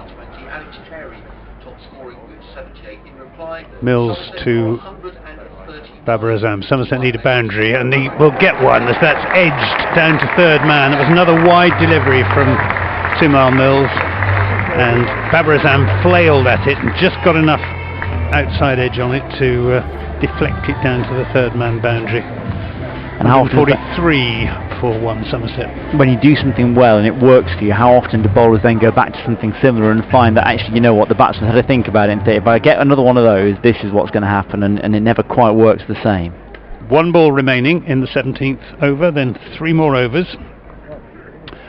Mills is going to bowl to Babar Azam. He's there, he bowls, and Azam goes for a pull shot. They're going to run a bye, and Azam will have to hurry, and he gets there as Timar Mills knocks the middle stump out of the ground with the ball in his hand, but Babar Azam making his ground, and umpire Saggers in a very good position to make that call. So it's the end of the 17th over. And the score is 144 for 1. So Somerset need another 41 runs from 18 deliveries. Yeah, so there's a bit of a debate going on down there between Luke Wright just having a natter away there to Alex Carey about who's going to bowl the next over. It looks as if it's going to be Rashid Khan who's going to be entrusted with bowling the next over. Babar Azam 76 off just 46 balls. It's in 2 terrific innings in this match. The first from Alex Carey, who made 78 in 46 balls, and now Babar Azam 76 off 46. So the run rate required per over is 13.67. In comes Khan, bowls to Azam, who thrashes that down the ground as far as long off, but only as far as Ollie Robinson, who gets in the throw. So 1 off the first ball of the over. Azam goes to 77. Good bowling change this, as Pete Trigger is not as happy against spin, especially leg spin, as he is against the quicker bowlers. There are 3 men guarding that leg side boundary. Khan comes in that short, and Trigger looking to paddle sweep that, reverse sweep it away, but it hits the pad, I think. We'll wait for the signal. Yes, it does. Ricochets away to short fine leg, where it's fielded by Timar Mills, but the batsmen do cross for a single. 2 singles off the first 2 balls of the over. Run rate up to 14.63 and over. Khan in, bowls Azam down the wicket, driving onto the onside. That's beautifully placed. Is that going to beat this fielders? No, very quickly round is Phil Salt. That's a very good piece of fielding out there between the 2 young Sussex players. Phil Salt was quickly round. He stopped the ball, threw it to Delray Rawlings, who got in the throw, but not before Azam had come back for a couple of runs. He goes to 79. 148 for 1. 4 runs off the over so far. Khan in again, bowls. Azam thrashes that down the ground. That's going to be a boundary, I think. Yes, indeed it is. Gun barrel straight. There's a long off and a long on, but nothing either of them could do about that. And that's 4 more to Azam. Good shot. And the placement was everything there, because there are 2 men who are guarding that boundary. So 8 runs have now come off this over. Still 2 balls to come. 152 for 1. Azam to 83 off 49 balls. Khan in again, bowls Azam down the wicket, drives, he should be caught by Phil Salt. He is caught. Azam holes out.